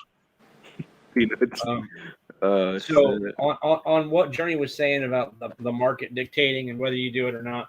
So I have seen and now don't just accept this right now, okay? No. In the lower end priced books, right? And this is going to be, just my own personal opinion and from what I've seen. When you're talking $100 to $500 graded books, I've seen CGC command about a 10 to 20% higher price range than CBCS. But when you're talking past that, you're getting into the higher end books, the middle tier, right? The 500 to say maybe 2,000, that gap slowly closes, right? Mm-hmm. And I see some CBCS books selling for higher prices than CGC because CBCS for a while now has been known as a better constant grader than CGC. And true collectors that spend the big money appreciate that, right? Now, when you get into the high tier books, I'm talking $10,000 plus, they're even money. I mean, they really are. It's the $100,000+ books. You don't see many people take those to CBCS, and I don't know whether that's just because CGC has become the staple, or that's because that's what investment because those are investment books at that point, right? That's where And they're I don't being know if advised to go. that's what I don't know if their investment advisors are telling them to do, Mhm. if that's what Heritage Auction House is telling people to do, and things like that. Like, honestly, that kind of stuff right there all ties into it. The average collector can't afford an Amazing Spider-Man #1 or an Amazing Fantasy 15 or an X-Men #1, right? A low-grade X-Men 1 is like 12 grand, right? And I'm talking low grade, like a 1.5 or less. Like, nobody here right now that I can think of would have one of those in their collection. I got an X-Men one. Do you really? Yeah. I'm so Let me jealous. show you. Hold on. Hold on. I got it. I can't wait. It's going to be it's a facsimile. It's a facsimile or a whatchamacallit. I gotta do my man dirty like that. The Jim new Lee one. X-Men one. Yeah. Magneto cover. Yeah. I'm sorry. I should have said 1963 X-Men 1. Why I gotta do my man dirty like that? But honestly, he's gonna come back with the CBCS graded one. Watch. It's the lower end. It's the lower end books. PGX, right? I mean, the PGX. That's really, book. that are commanding that price difference, and I think that's because Is he back? us as collectors have shown and have made that happen. Yeah, exactly. Like if people stop sending them their business, then CBCS would be just as valued, just as pedigree as CGC, but they're Dude, not. as it stands, I'm not sending anything into CGC right now unless it's for a customer or it's for like one of their signings. That still sucks. It does, 100%. I agree. Look at the fucking But that's it. The Eastman. Look how long it took us to get those books. Well, you guys, I got mine back quick. No. You still got it. Not when they said. That's true. Not when they said. I got the what was the other ones we went on? The Donny Cates. Those came back quick. Yeah, the Donny Cates. Yeah, the Donny Cates and segment. Those. You guys are ready? Yeah, Yep. hold on. Wait, click the wrong button. Can you put them full screen? Yeah, that's what I'm going. Sorry. There's your X-Men one. Unslabbed. That's beautiful. God damn, dude. Nice. Why don't you have that slab? Nice. Because right now I am trying to No one figure is out worthy. what's Yeah, the why'd way, you show best it to way us to approach assholes? it. There's a lot of tape on here. And I'm trying to figure out how to approach this to get it graded the right way. You don't want to get it restored. So let me tell you the truth of what I would do. You can do whatever you want, right? I don't want that green label. That's the thing. No, and here's what I'd tell you. I would send it into CBCS, right? And because so they'll take that stuff into account, and you'll get it protected because that's important. Protecting the book's the most important part. Want to You see know what I mean? another? Yeah, another one. Beautiful, Look at the price. right? $5. $5. Woo! I'll tell you Shit. what, I didn't get it today though. Yeah. That price tag's been sitting there for a long time. 9209. Do you know what I mean? I mean, honestly, man, I would send that in. Oh, nice. Mm-hmm. Should I go on auction, guys? Let's start an auction. All right. $1. I could put these are on my PC. You know, these are the books. This was by far the most expensive book I bought. Back in my first run of collecting. You could really start that at a buck. Oh yeah. Yeah. As So, long hey, as I put a reserve on it, I'm okay. Tape or not, man, honestly, that's worth like. And here's the thing, man. You see that? You see? Yeah. Can you see that? Yeah, 100%. Yeah. So that's what's been holding me back a little bit. Don't let it hold you back any longer. And if you don't want to submit it, or if you don't want to worry about it, dude, I can give you to people that can clean it, can try to restore it without restoring it. Yeah, They can they can get the tape off. They can do that kind of stuff. Yeah, Right? well, that's what's been holding me back because I think if the tape comes off, it's going to fall apart. Yeah, but there's guys like that know how to do it without doing it. And even then, man, you can send it in just like that, and you can contact CGC and tell them, hey, I want you to take the repairs into a grade, right? And maybe you'll end up getting a 0.5 on it or a 1, right? And Well, you can still get the blue label. Well, that's the thing, and for this kind of a book, when you're going from a 0.5 to 1.5, Yeah. there's a huge gap in value. Oh, absolutely. You know, and the only reason I'm going to be sending a lot of these books out to get, I have a lot of these kind of books, not necessarily like this book, but yeah, a lot lower price keys. But the reason why I'm going to send them all in is I want to make sure that, you know, one day when I'm not around and this stuff gets left behind to my kids and stuff, that you know, they'll be able to know how to evaluate it and yeah, exactly. know what they have. There's a 1.0 listed for $8,000 on eBay. Yeah, raw books are the worst thing you can leave a child behind. Oh yeah, It's a collection of raw comic books. they take something like this at the LCS. You know, they're gonna think, you know, they're gonna rip them apart. Yeah, you don't want them calling Jerry Gary to come. I've seen collections walk into comic shops like, yeah, my dad died, and you know he had this box of comics sitting in the back of the closet, and we're just looking to try and get rid of them. Don't really know what they're worth. I've heard that kind of statement before, and the comic shop offers them like 1/10 of the value, if that. J1, you thought I was bullshitting you, huh? I did a little bit. I thought you were going to bring out a facsimile. I'll pull out a facsimile. You want it? I got some nice facsimiles if you want one. No, it's at the wall on my house. But these things are the I've real got deal. facsimiles. Look at these Fantastic Fours. Nice early Fantastic Fours in pretty decent shape. Damn, that facsimile looks like almost real. Popeye, what's up, brother? No, I got a lot of these obscure books too that like that are not keys that nobody like loved or picked up back in the days, and for some reason they're popping now.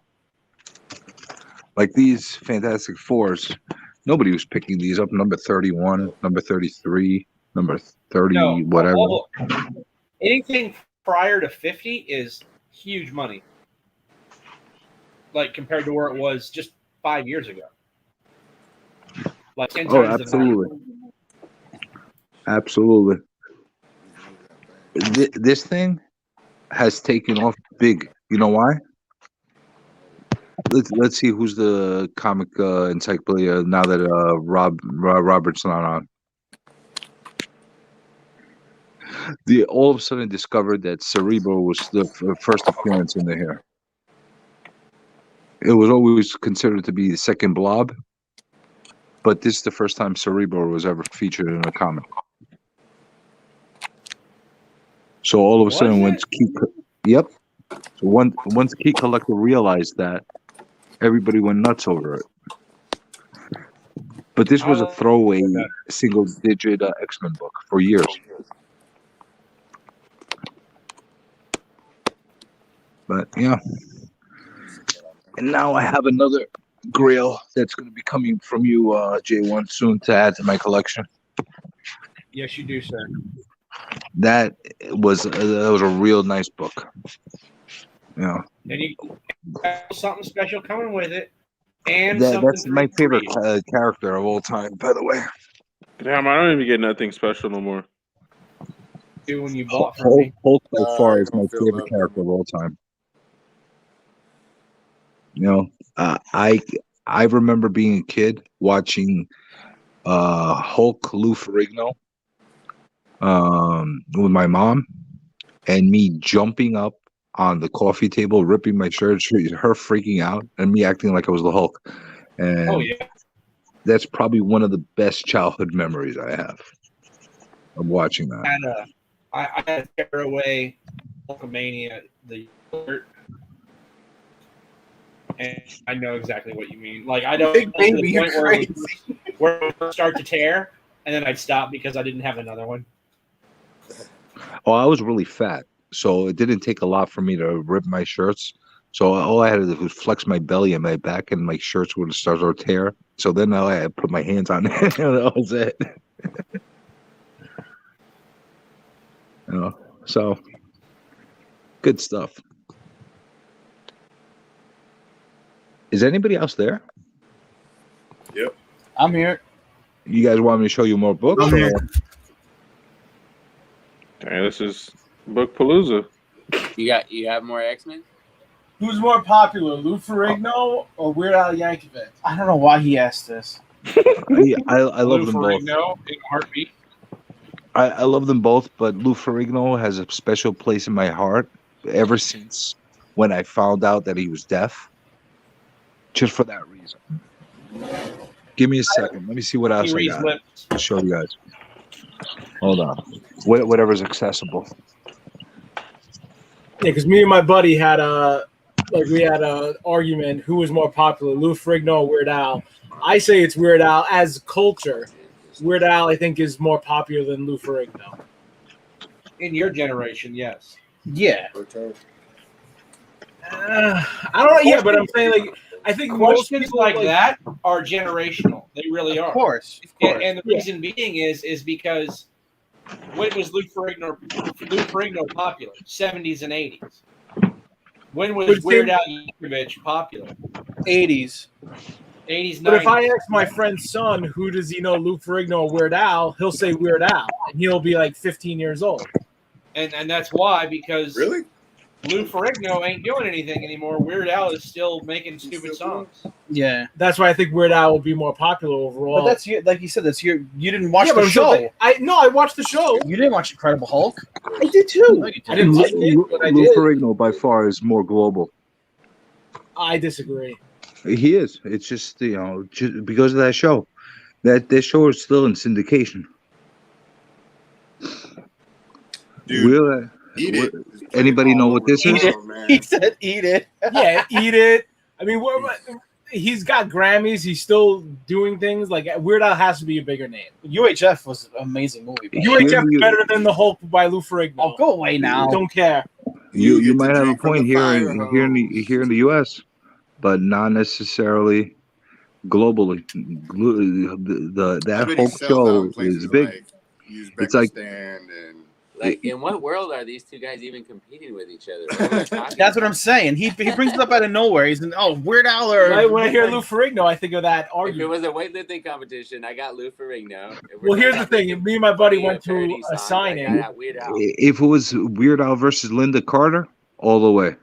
I don't even know who No. Linda Carter is. Really? Come on, man. You're not that young. See, Really? Weird Al beats everybody. Linda Carter's the original Wonder Woman. Well, original or second? No, the TV She's show the one. 70s and 80s TV show one, right? Yeah. Yeah. Anybody know what this book is? I do. Amazing Spider-Man. Anybody No, what else? is it? I'll give you a hint. The guy who plays the Green Goblin.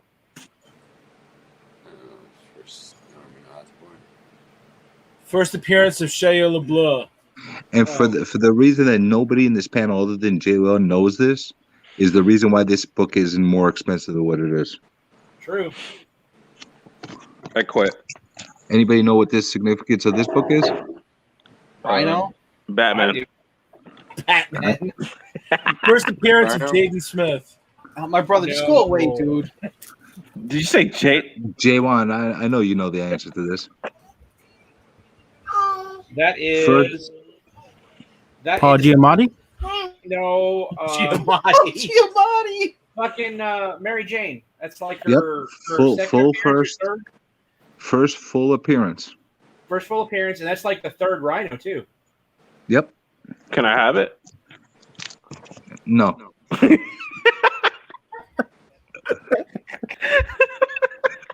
More This one beauties. sucks.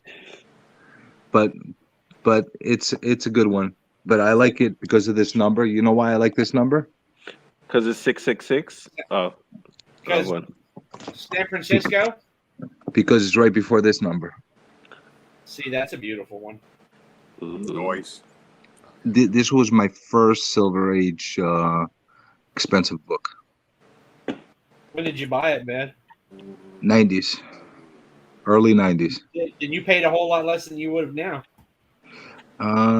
Actually, it was. I bought this for $40 back then, which I thought was a lot of money. It's not a top grade, you know. Yeah, but even But a low grade of that one now is well over $100. Yeah, but I don't know with the time if the amount I paid back then would Was translate. worth But I'm happy I Yeah. did. I'm really happy I did. You know. Honey, quit shaking my nuts around. And this one's part of my musty crusty ones. Bruh. You see that? But I got it for $2. So, Love you, honey. and this guy, Oh, Doc. Love Doc. and one of my favorite covers of all time. This was my first Amazing Spider-Man that I bought from a comic shop. Oh shit. Hey That Jay, was- your favorite person might show up next week. Really? Yeah. He's not my favorite person, but I do appreciate significantly. I talked to him today. He thought it was today. I could have had him today. Here you go. Throw me up real quick, comic. Let me show you what we're in the process of working on right now. You'll appreciate Anybody it. know what this is? That's my book. Oh, that's nice. So That one- little that one's crusty, he's sending to me. orange hair. But Thanks, Jay. you should have seen it before. It was brown almost. Thanks, Jay. And then the back, Damn, she came out beautiful. You can send it back to me anytime. it's getting there, right? Not until we're done all the way, but this is what we're currently working on. Is Miss Presser working on this? Uh-huh. Nice She's book. She's a boss. What do you think she could do with this? Which one? Because I'm thinking about getting this cleaned and pressed. Oh, she could definitely work with that. That's got a lot of tanning and dirt in it. Yep. So she can really clean up the dark parts for sure. She can make them a lot brighter. She can press the hell out of it, make it look freaking beautiful. Want to see what did I I got show this you? one for? $10. Yeah. I thought that said 1,000. I was like, wait. Nah, $10 back in the days. Yeah. This was my childhood comic shop in Astoria, Silver Age Comics. Man. Here you go, Journey. Let me show you, bud.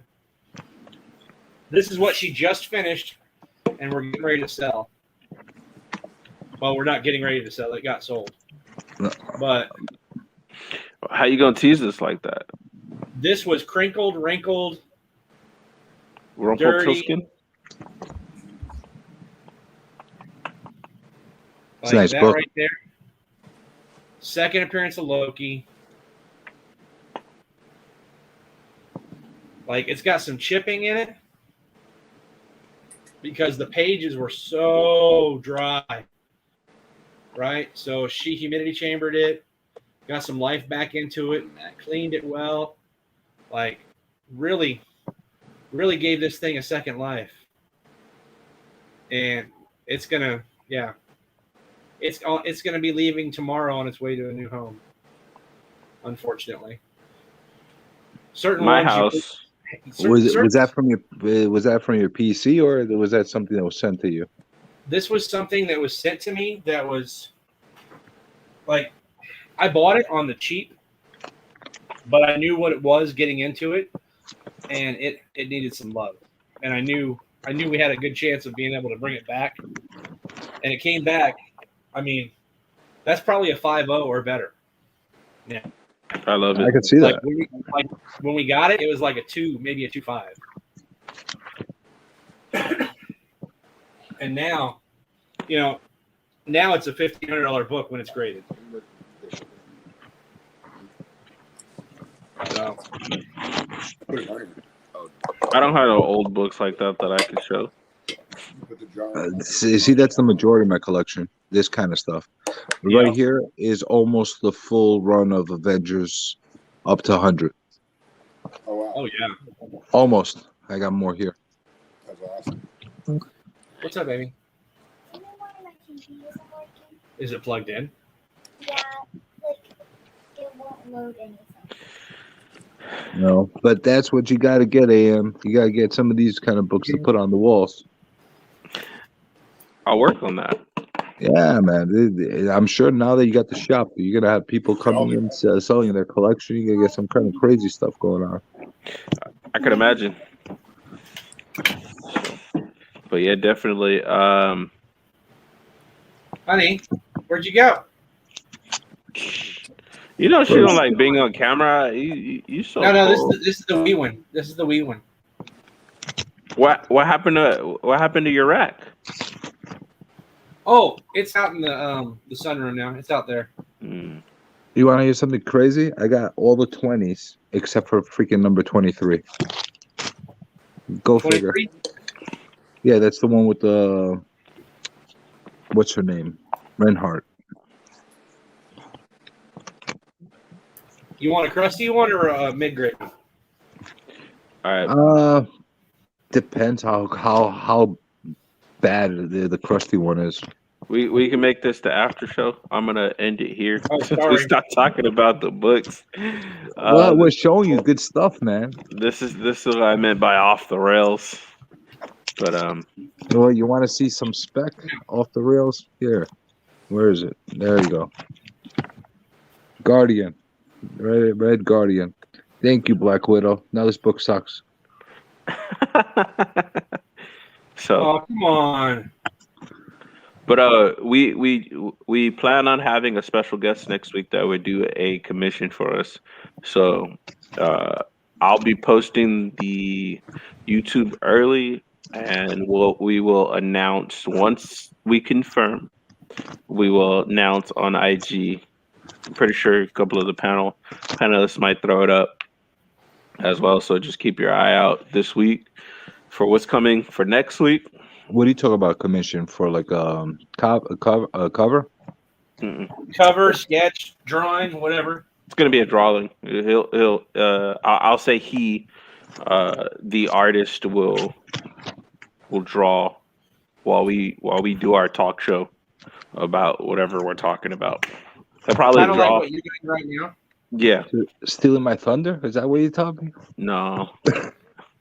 It's just a way to show him appreciation for what he did for us.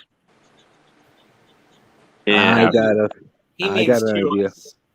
Huh? He means to us, not for us, but to us.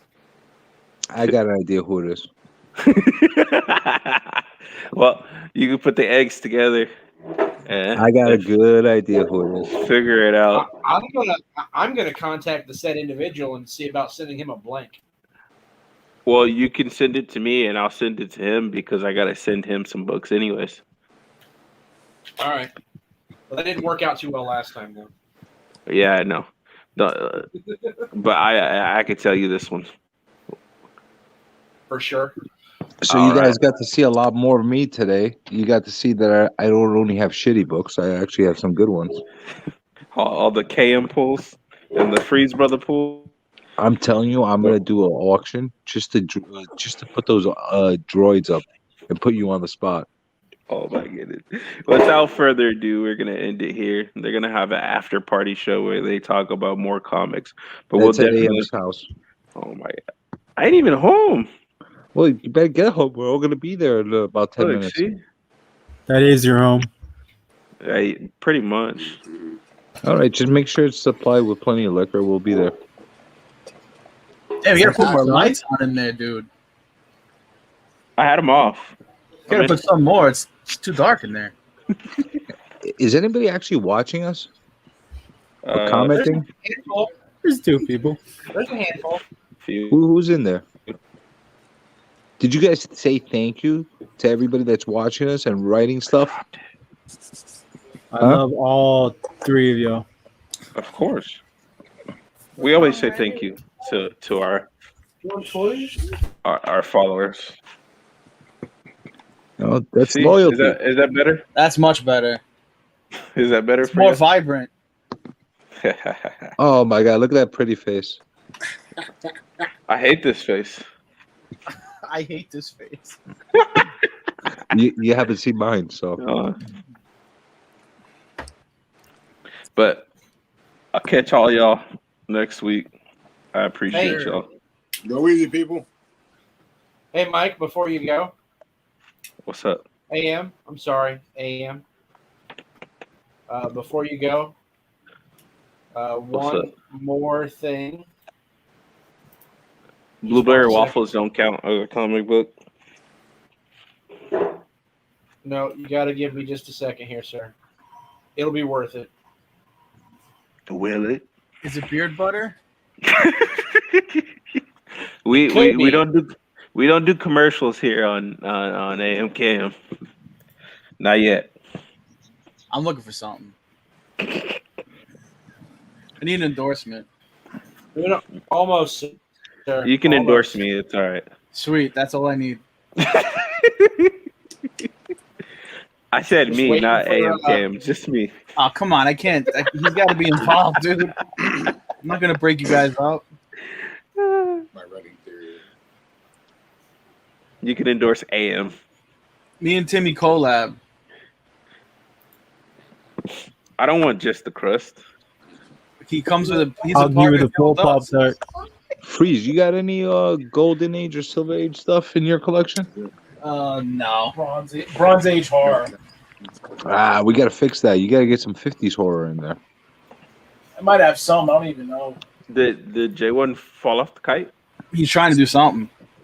That's stuff. If you like the bronze, you're gonna love the 50s. Oh my god, he's doing it again. Look. What are you doing, dude? I don't get it. I just wanted to share again. That's it. Oh my god, you're such a bum. Like I said, That's what J1 was getting? J1, that's what you got? R.I.P. Meta Man. R.I.P. No Pojo.